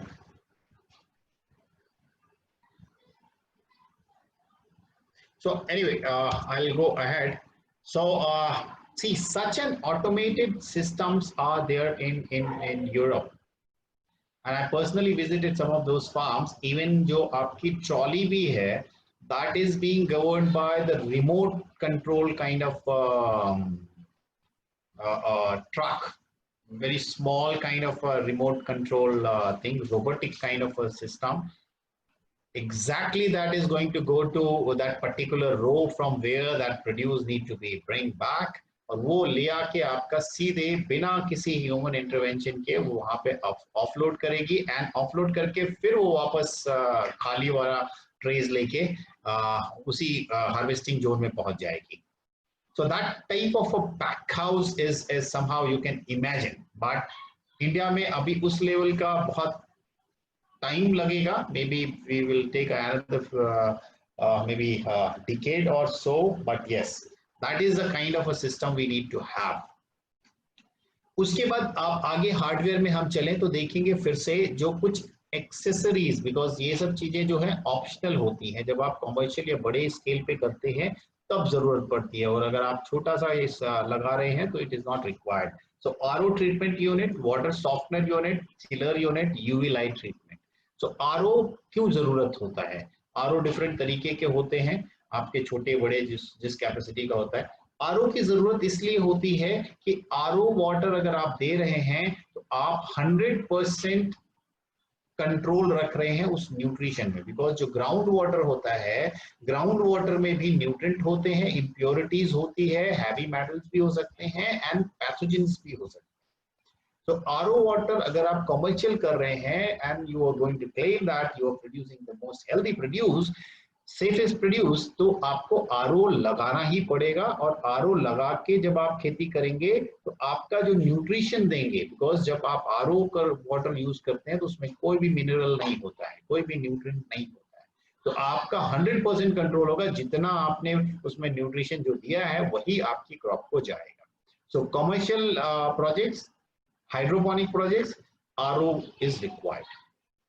Second is a water software, it depends on कि भाई आपका वाटर हार्डनेस कितनी है, तो उसमें कैल्शियम कार्बोनेट और इस तरीके के हार्ड पार्टिकल्स कितने ज्यादा है, बेस्ड ऑन दैट आपको वाटर सॉफ्टनर की जरूरत पड़ती है।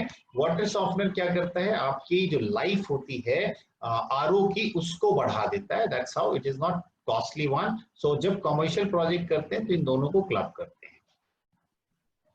अगला पार्ट जो होता है वो एनएफटी के लिए या डीप वाटर कल्चर के लिए बहुत इंपॉर्टेंट है, that is a chiller. Why chiller? Because जो आपका ग्रोइंग सिस्टम में जो पानी का टेम्परेचर होता है, पानी का टेम्परेचर और ऑक्सीजन का जो होता है वो 36 का आंकड़ा होता है। अगर टेम्परेचर बढ़ा तो ऑक्सीजन घट जाएगा।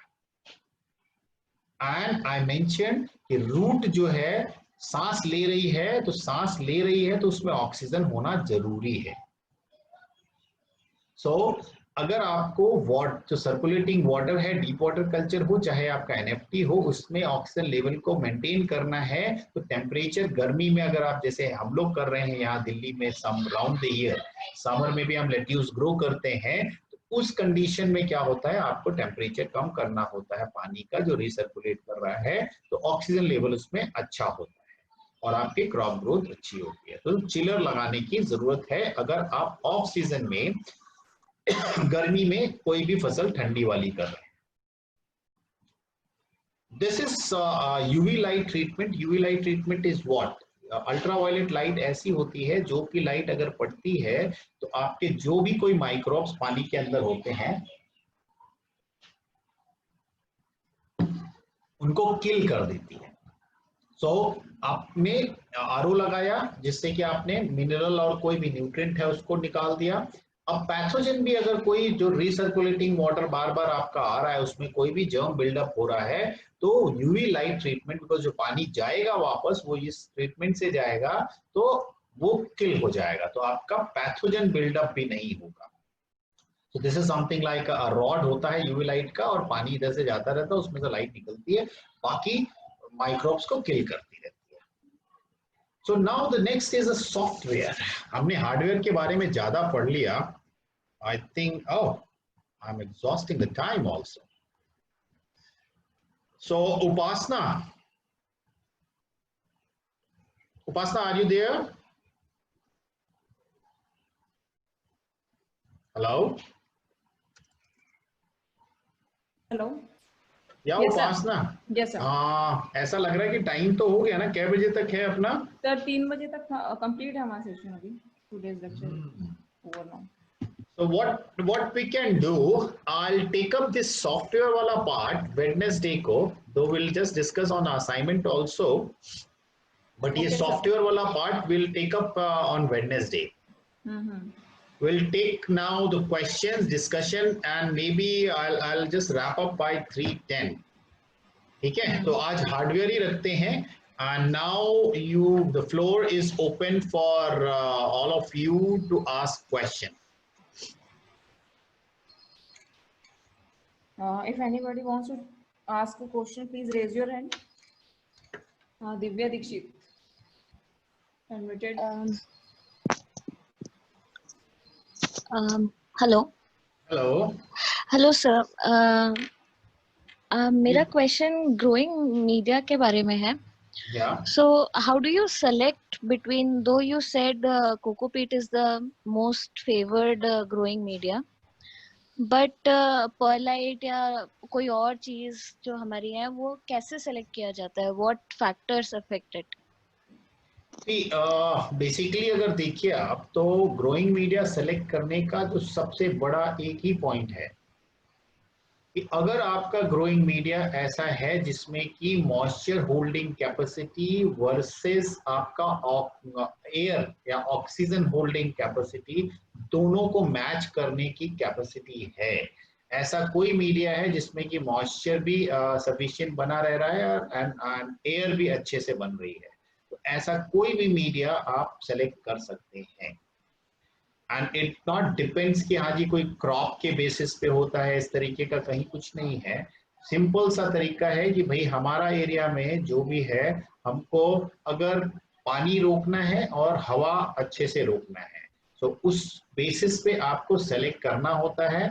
Based on that only people are saying कि भाई सबसे जो ज्यादा common most common is cocopeat है, एंड कोकोपीट में भी लोगों ने मिक्स कर लिया है परलाइट और उसके साथ साथ vermiculite.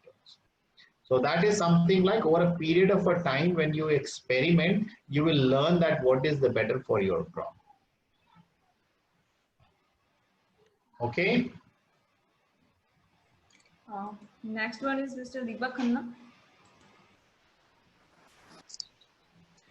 Yeah, Deepak. Hello sir. Deepak. Sir मेरा क्वेश्चन है फर्टिलाइजर्स तो जैसे हम अलग अलग तो उस जब हम फर्टिलाइजर को वाटर सॉल्युबल कर देते हैं, मतलब पानी में मिला के स्टोर करते हैं, तो उसकी कोई पर्टिकुलर लाइफ होती है या हम कभी कितना भी रख सकते हैं? मैं थोड़ा सा क्वेश्चन समझने की कोशिश कर रहा हूँ. आपका ये क्वेश्चन है कि आपने जो स्टॉक सॉल्यूशन बनाया, हाँ करेक्ट, फर्टिलाइजर का stock solution, there is no life, ऐसा कुछ Okay. नहीं है आपका. अगर आपने सही मिक्स किया है, इफ यू आर मिक्स, जो कंपेटिबिलिटी फर्टिलाइजर या ओके, अगर आपने उसको मिक्स किया है फर्टिलाइजर कंपेटिबिलिटी चार्ट को देखते हुए, तो आपका फर्टिलाइजर आप चाहे जितना 2 महीने 3 महीने के लिए रखें उसमें कोई फर्क नहीं पड़ता, बिकॉज उसमें कोई रिएक्शन नहीं हो रही है. That is the difference between hydroponic and soil वाले ट्रेडिशनल फार्मिंग. ट्रेडिशनल फार्मिंग में जैसे ही आप फर्टिलाइजर डालते हो उसमें रिएक्शंस होती है, रिएक्शन चालू हो जाती है. करेक्ट. हाँ, बट यहाँ पे रिएक्शन नहीं हो रही है, तो you can keep your fertiliser stock solution as long as you want. या okay. And second question is, जैसे एनएफटी और डीप वाटर कल्चर है, तो डीप वाटर जैसे आपने बताया कि अगर बहुत ज्यादा टेम्परेचर वेरिएशंस है किसी जगह पे है, बट अगर हम कोई जैसे सपोज लेट्यूस ले, तो लेट्यूस अगर दोनों में ग्रो करते हैं तो प्रोड्यूस पे क्या इफेक्ट आएगा? See, produce is always going to be better with your deep water culture, because deep water culture में root zone का जो temperature variation होता है, because simple सा physics है बॉस, कि volume जितना ज्यादा होगा उसमें temperature को fluctuate करने में time उतना लगेगा. करेक्ट. तो always better है कि आपका deep water culture में होता है. बट सबसे बड़ा जो प्रॉब्लम है डीप वाटर कल्चर का, कि डीप वाटर कल्चर में आपकी जो एल्गी फॉर्मेशन हो जाती है वो बहुत ही बैड लुक दिखाती है, तो इस वजह से बहुत सेवी सा लुक आता है. तो that's how it is always preferred to go with this NFT over deep water culture. Deep water culture में हो सकता है कि फ्यूचर में कुछ इस तरीके का कोई केमिकल आ जाए जिससे कि आप एल्गी को एफिशिएंटली कंट्रोल कर लो. एल्गी का सिंपल सा फंडा है कि जहां भी लाइट और पानी एक साथ हुआ वहां एल्गी आ जाए, वहां पे एल्गी आएगी. Right. Yes, and that is something like case in deep water culture, but NFT में क्योंकि वो close होता है तो उसके अंदर लाइट का सीन ही नहीं होता. Yes, so that's how NFT. जबकि अगर आप principally देखो तो deep water culture is more suitable, but people are following this NFT because of this algae issues. Yeah. Correct, sir. All right. Thank you. Yeah.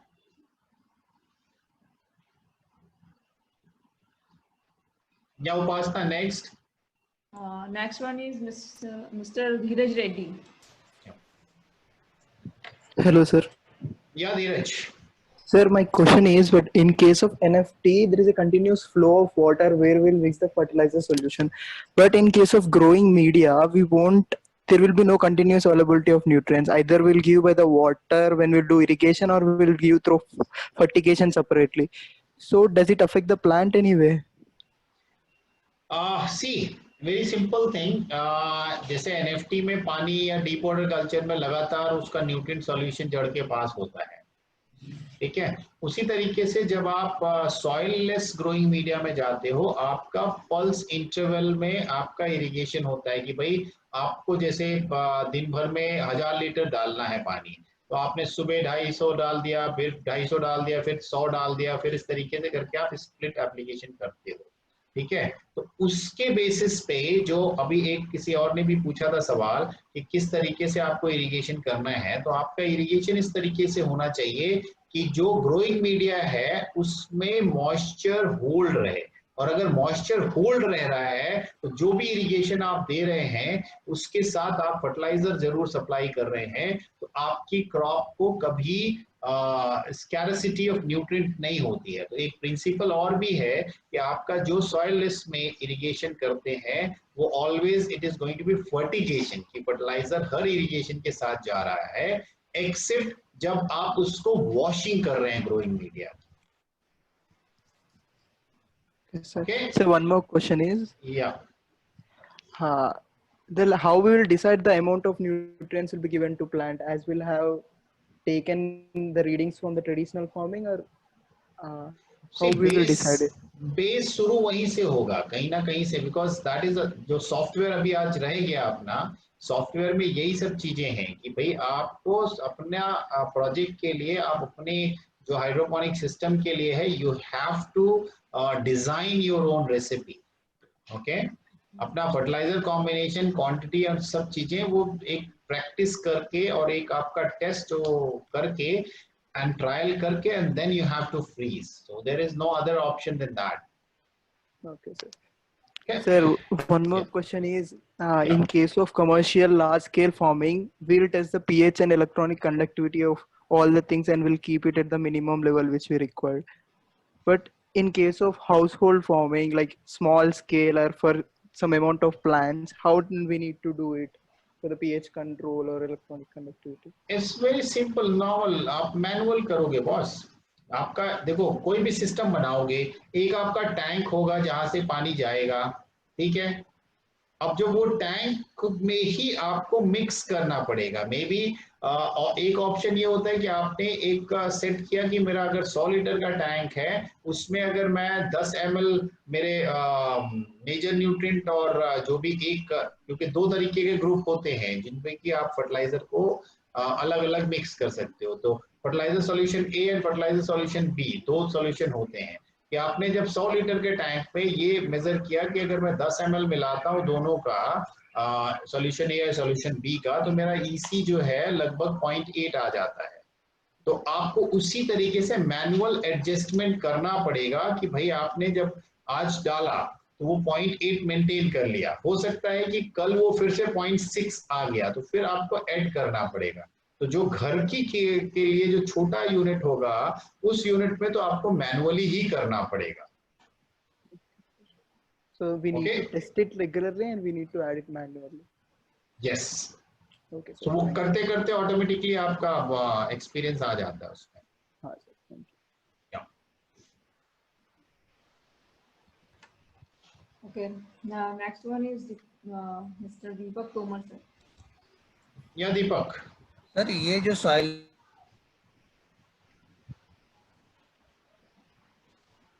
Deepak, unmute yourself. You are muted now. Yeah. Sir soilless में जो हम vegetables grow करते हैं, तो ये जो media हमने एक बार यूज किया है तो उसकी कितनी लाइफ रहेगी, मतलब कब तक उसको यूज कर सकते हैं अदर सीजन के लिए, 1 साल 2 साल? एक बार अपन ने, हाँ, उसका सिंपल सा ये होता है कि आप जब उसको वो फील करोगे ना, वो सड़ने सा लग जाए तब आपको उसको रिप्लेस करना है। मतलब उसका कोई फैक्टर नहीं है कि उसका कुछ ईसी या उसका कुछ अपन चेक करें और बोल दे कि खराब हो गया, ऐसा कोई नहीं नहीं पैरामीटर नहीं है? नहीं, क्योंकि जैसे ही वो डिकम्पोज होने लगेगा, जैसे कोकोपीट है, जब डिकम्पोज होने लगेगा ना, तो आप जब उसको देखोगे तो मिट्टी सा होने लग जाएगा। तो सर उसको हमें रिचार्ज करना है या पूरा चेंज कर देना है? पूरा चेंज करना है, तो पूरा बट चेंज करना है। It is going to be something like 3-4 years। 3 to 4 years। Yes, और अगर आप उसको प्रॉपर तरीके से करते हो कि बीच में आपने जैसे रिप्लेसमेंट किया है तो उसको पूरा ड्राई करके फिर से डाल रहे हो, तो you can enhance the life also growing media. Sir एक क्वेश्चन और है कि जो मार्केट से हम लोग कोकोपीट वगैरह खरीदते हैं ऑनलाइन, तो ये क्या वो वाला पोटिंग मिक्स करके भी बेच देते हैं क्या, पुराना वाला करके उसको सुखा के, ऐसा कुछ करते हैं क्या लोग? नहीं नहीं, इनके पास इतना टाइम नहीं होता, because this all cocopeat is coming from south India, तो वो वहीं से आता है, यहाँ पे इतना किसी के पास टाइम नहीं है। ऐसा नहीं है, क्योंकि कुछ लोग पूछते हैं कि हम ब्लैक वाला आपको बेच देते हैं, तो ब्लैक वाले का रेट ये है। और ब्लैक वाला जो है, देखो सिंपल सा कोकोपीट दो ही तरीके का होता है, लो ईसी हाई ईसी। जब आपको होता क्या है कि जब आप खरीदने जाते हो तो आपको लो ईसी का अगर कह के वो हाई ईसी दे देगा तो आपकी क्रॉप नहीं ग्रो होगी। हाई ठीक सी को है, लो सी घर पे कर सकते हैं ना अपन लोग, आप बता कर रहे थे सकते कि हैं, कैल्शियम नाइट्रेट से आप ट्रीट कर दो उसको। कैल्शियम नाइट्रेट से आप तब तक ट्रीट करते रहो जब तक कि क्या कहते हैं उसका ईसी 0.1 0.2 नहीं हो जाए। और उसका प्रोसेस ये होता है कि आपने उसको कैल्शियम नाइट्रेट के सॉल्यूशन में डिप कर दिया और फिर उसको ड्रेन आउट कर दिया, फिर आपने मेजर किया, इसी तरीके से कर करके वो आपका उस लेवल पे पहुंचते हो जो कि आपका डिजायर्ड ईसी है। Thank you sir, thank you. Okay, Next Yeah. one is Mr. Patel. Please unmute yourself, Mr. Patel.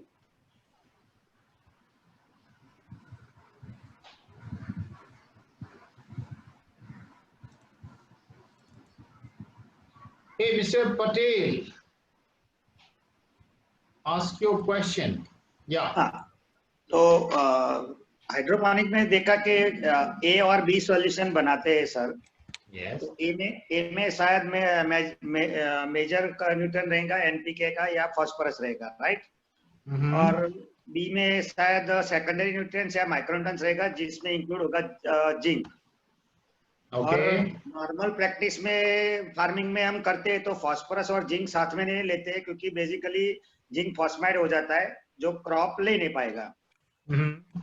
तो हम हाइड्रोपोनिक में ऐड कर रहे हैं, तो फिर वाटर में वो दोनों चलेगा साथ में? मैं अभी आपको मैं ढूंढ रहा हूँ एक अगर मिल जाता है तो मैं अभी दिखाता हूँ आपको।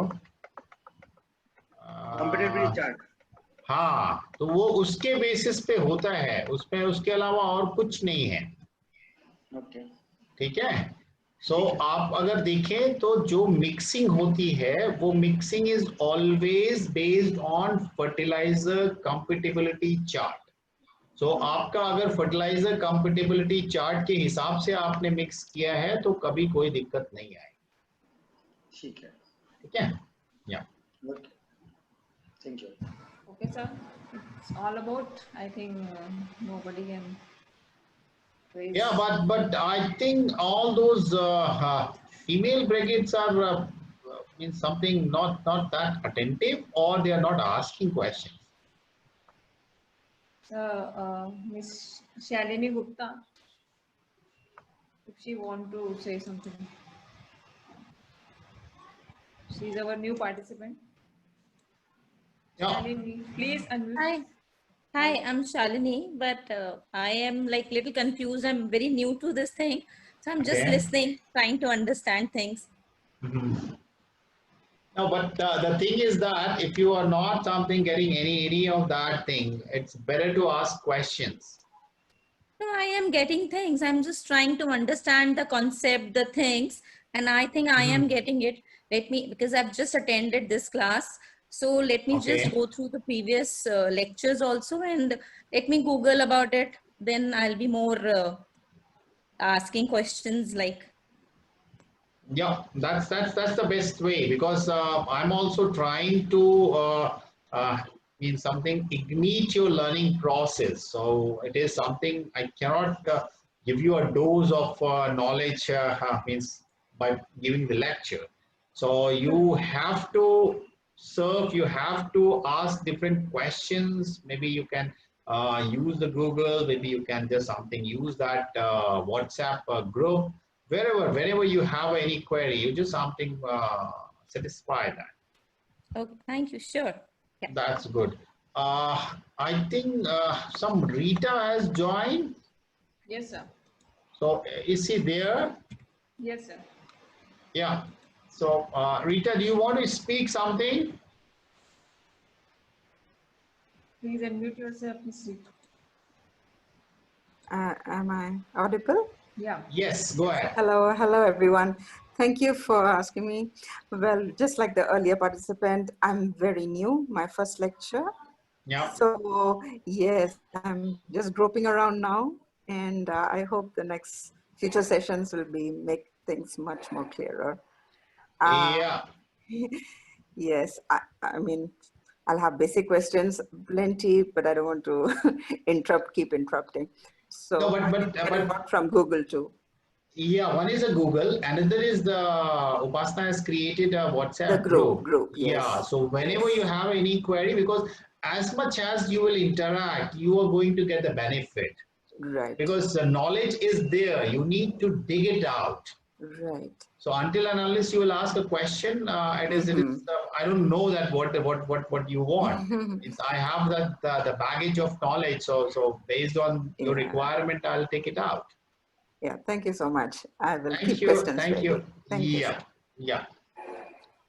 So anyone else? Sir, Mr. Deepak Kumar. So. Yeah, Deepak.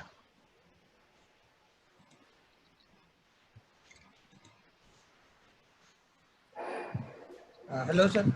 या दीपक बताइए। सर ये जो फर्टिलाइजर्स हम लोग यहाँ पर यूज करेंगे तो ये मार्केट से परचेस करेंगे या कुछ होममेड रहेंगे या घर पे ही बनाएंगे कैसे? सी फर्टिलाइजर जो भी वाटर सॉल्युबल फर्टिलाइजर डिफरेंट है वो आपको परचेज करना पड़ेगा और बाकी I am going to guide you कि कैसे बनाना है, जो मिक्स करना है, तो उसके बेसिस पे हम लोग करेंगे। सर इनकी कुछ एक्सपायरी भी होती है ना, मतलब जैसे फर्टिलाइजर हमने मान लीजिए पानी में घोल के बना लिया और किसी रीजन से हम उसको यूज नहीं कर पाए तो वो उसकी कुछ एक्सपायरी होती है क्या फर्टिलाइजर? कोई एक्सपायरी नहीं है। कोई एक्सपायरी नहीं है? नहीं, न्यूट्रिएंट तो न्यूट्रिएंट होगा ही ना भाई, और वो भी तब प्रॉब्लम होता है जब रिएक्शन आपस में वो दो न्यूट्रिएंट रिएक्ट करते हैं, बट इसमें तो आपने सॉल्यूशन अलग अलग करके ही रखा है ना, कंपैटिबल सॉल्यूशन। जो दोस्त को एक साथ रखोगे तो वो झगड़ा नहीं करेंगे और झगड़ा नहीं करेंगे तो एक्सपायरी नहीं होगी। और सर ये जो फर्टिलाइजर्स है इनको हम सॉइल पर यूज कर सकते हैं, जो हाइड्रोपोनिक में यूज करेंगे? जैसे मैं रूफटॉप फार्मिंग करता हूँ और आपने कुछ फर्टिलाइजर्स मान लीजिए मुझे बोला भाई कुकुम्बर में ये फर्टिलाइजर हम यूज करेंगे और मैं यहाँ पर मिट्टी में ग्रो करता हूँ मैं, तो वो यूज कर सकते हैं कि नहीं यहाँ पर हम? नहीं कर सकते। वो कहीं का कहीं फिट नहीं कर सकते भाई। मिट्टी में आपका क्या कहते हैं, lot of nutrient is already there, soil में there are nutrient. That's how मैंने पहले लेक्चर में कहा था कि हाइड्रोपोनिक में क्या है, it is giving you Grover को एक 100% कंट्रोल देता है ग्रोइंग सिस्टम पे, ठीक है। तो जब मिट्टी में बात कर लेते हो तो मिट्टी में already there are nutrients and because of that it is difficult to maintain mixing कि भाई वो मिट्टी में इतना है तब इतना मिलाना। आपका जो हाइड्रोपोनिक्स में it is requirement of a crop and go ahead with that. मिट्टी में जब मिट्टी में यदि अवेलेबल है तो हम एज ए ग्रोइंग मीडिया मिट्टी क्यों नहीं यूज करते, मतलब क्यों कर सकते कि नहीं हम लोग हाइड्रोपोनिक? एब्सोल्युटली कर सकते हैं। बस एक छोटा सा एग्जांपल दूंगा, maybe it is something like a little different kind of. What do you like to prefer, a girlfriend और a wife, and why?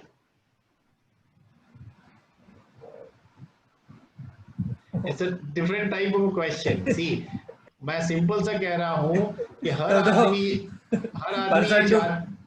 Person to person basically see person to person नहीं है। 99% cases में यही होता है कि everybody is happy with a girlfriend, but the moment she become a wife, वो जब जैसे दखलंदाजी शुरू हो जाती है तो वो थोड़ा सा डिफरेंस आने लग जाता है। तो मिट्टी में वही है कि मिट्टी में आपके डिफरेंट फैक्टर आपको बीच बीच में टीज करते रहेंगे, ठीक है। तो उस पे आपका कंट्रोल नहीं है, बिकॉज आपको पता नहीं है कि उसमें कितने फैक्टर आपकी खेती के लिए कंट्रीब्यूट कर रहे हैं। बट हाइड्रोपोनिक्स में क्या है कि हाइड्रोपोनिक्स में आपने उन सभी फैक्टर को हटा दिया जो आप नहीं जानते हो, आप उतने ही फैक्टर को कंट्रोल कर रहे हो जिसको कि आपको पता है कि इससे ये होगा। वो तो हम कंट्रोल एनवायरनमेंट में कर रहे हैं, मतलब मैं पूछा कि हमारा पूरा एनवायरनमेंट तो हमने क्रिएट किया है और बस केवल हम एज ए मीडिया यूज कर रहे हैं सॉइल। तो so that's why I am saying hydroponic, देखो आपने मिस किया है पहले लेक्चर में ही, आपने मिस किया है। Hydroponic is there is no linkage with microclimate around the shoot. बहुत सिंपल सी भाषा में हाइड्रोपोनिक्स केवल better microclimate around the root zone देने की ही टेक्निक है। ये बताया था sir. Yes, so it's a very simple thing कि मिट्टी में अगर आपका दखलंदाजी हो गई तो आपका कंट्रोल गया ना यार। So that's how आपको उन कंट्रोल, या तो आप उसको एफिशिएंटली सब फैक्टर पता है, आप देखो ना अच्छी खेती तो कोई प्रोग्रेसिव फार्मर भी कर रहा है ना, कर रहा है हाँ, बिकॉज ही नोज कि कैसे उसको डिफरेंट फैक्टर को कंट्रोल करना है। बट या तो आप वो स्किल डेवलप कर लो, या आप ठीक है भाई वो मिट्टी हटा दो और अपने जो पता है उसके हिसाब से कर लो। So that's how this hydroponic is. Sir अभी जैसे आपने जो बताया बहुत सारा हार्डवेयर सॉफ्टवेयर, उसको देख के मैं डर गया कि ये तो बहुत बड़ा सिस्टम दिखा, इतना बड़ा इन्वेस्टमेंट। तो मैं थोड़ा सा वही लगा कि ये इतना सारा सिस्टम डेवलप करना, ऑटोमेशन करना और फिर पीएच वैल्यू, ईसी वैल्यू, तो ये मतलब इतना सारा इन्वेस्टमेंट यदि हम किसी फार्मर को बोलेंगे या किसी पार्टी से बोलेंगे भाई हम अपने छत पे लगवा लो, तो वो इन्वेस्टमेंट का मैं थोड़ा सा फैक्टर, क्योंकि मैं थोड़ा सा दीपक सिंपल सी चीज इसमें ये है कि आपको हमने पहले लेक्चर में भी बोला था कि you need to indigenise the whole system. और मैं जो लेके चल रहा हूँ, मैं ये लेके चल रहा हूँ कि अगर किसी को एंटरप्रेन्योरियल स्किल में जाना है कि हाँ जी हमको इसको खेती कर, ये हाइड्रोपोनिक खेती को हम अपना एक बिजनेस बनाएंगे, तो उसको कंसिडर करते हुए ये हम पूरी सी चीज बात कर रहे हैं। मे बी कि सम ऑफ द स्टूडेंट जो यहाँ पे हैं, maybe some of even some of them is already heading towards that. काफी लोग हैं जो कि मेरे से कनेक्ट होके इस सेशन में आए हैं, इस ट्रेनिंग में, लर्निंग सेशंस में आए हैं, वो ऑलरेडी उस लेवल पे सोच रहे हैं, ठीक है। बाकी जो स्टूडेंट्स हैं, मे बी कि 4 साल के बाद कोर्स करने के बाद उनको एक अपॉर्चुनिटी मिलती है कि उनको खुद से करने का है, या maybe they are associated with somebody who is venturing in hydroponics. So that time this knowledge is going to be utilized. But मेरा जिस लेवल का आपका जिस लेवल का है, आपको इंडिजिनाइज करना, आपको कस्टमाइज करना, that is the thing you need to do. मेरा थोड़ा सोचना है कि मैं जिस बिजनेस में अभी इन्वॉल्व हूं, मैं दीपक we are just holding back many participants, so maybe we can discuss offline. Okay, yes. Yeah. So Upasna, yes sir, now one thing is about that the assignment. yes sir. तो assignment में जो main अपना करना है, सभी लोगों को एक असाइन हम लोगों ने कर दिया ना कि इस तरीके का ग्रोइंग सिस्टम करना है। Hardware we discuss today, so at least सब अपने अपने कंपोनेंट में वो हार्डवेयर का, जैसे से फॉर एग्जांपल कि भाई अगर दीपक को हमने एनएफटी असाइन किया है, तो एनएफटी को करने के लिए उसको क्या क्या चीजें की जरूरत है और उसको लिस्ट डाउन करना है, and then we will discuss on Wednesday, and this is for everybody. Okay sir, ठीक है। सो जिसका जो असाइनमेंट है, even we can just change some of जो सॉइल लिस्ट में है उनका ग्रोइंग मीडिया भी चेंज करके देखते हैं। ठीक है सर। किसी को कोकोपीट देते हैं, किसी को परलाइट देते हैं, किसी को लीका बॉल देते हैं, इस तरीके का करते हैं। And if anyone is interested for like a frame बनाने के लिए, एनएफटी में ए फ्रेम बनाने के लिए या एनएफटी में टावर वाला बनाने के लिए, so they can come up with them और उसको भी हम लोग करेंगे। ओके सर, ठीक है। So that I will just share with you, but the assignment for Wednesday is we need to list down our hardwares as per the assigned hydroponic design जो भी अपने को assign किया है सब। ओके सर, ठीक है। ओके, चलो, thank you sir. thank you to all the participants, enjoy learning।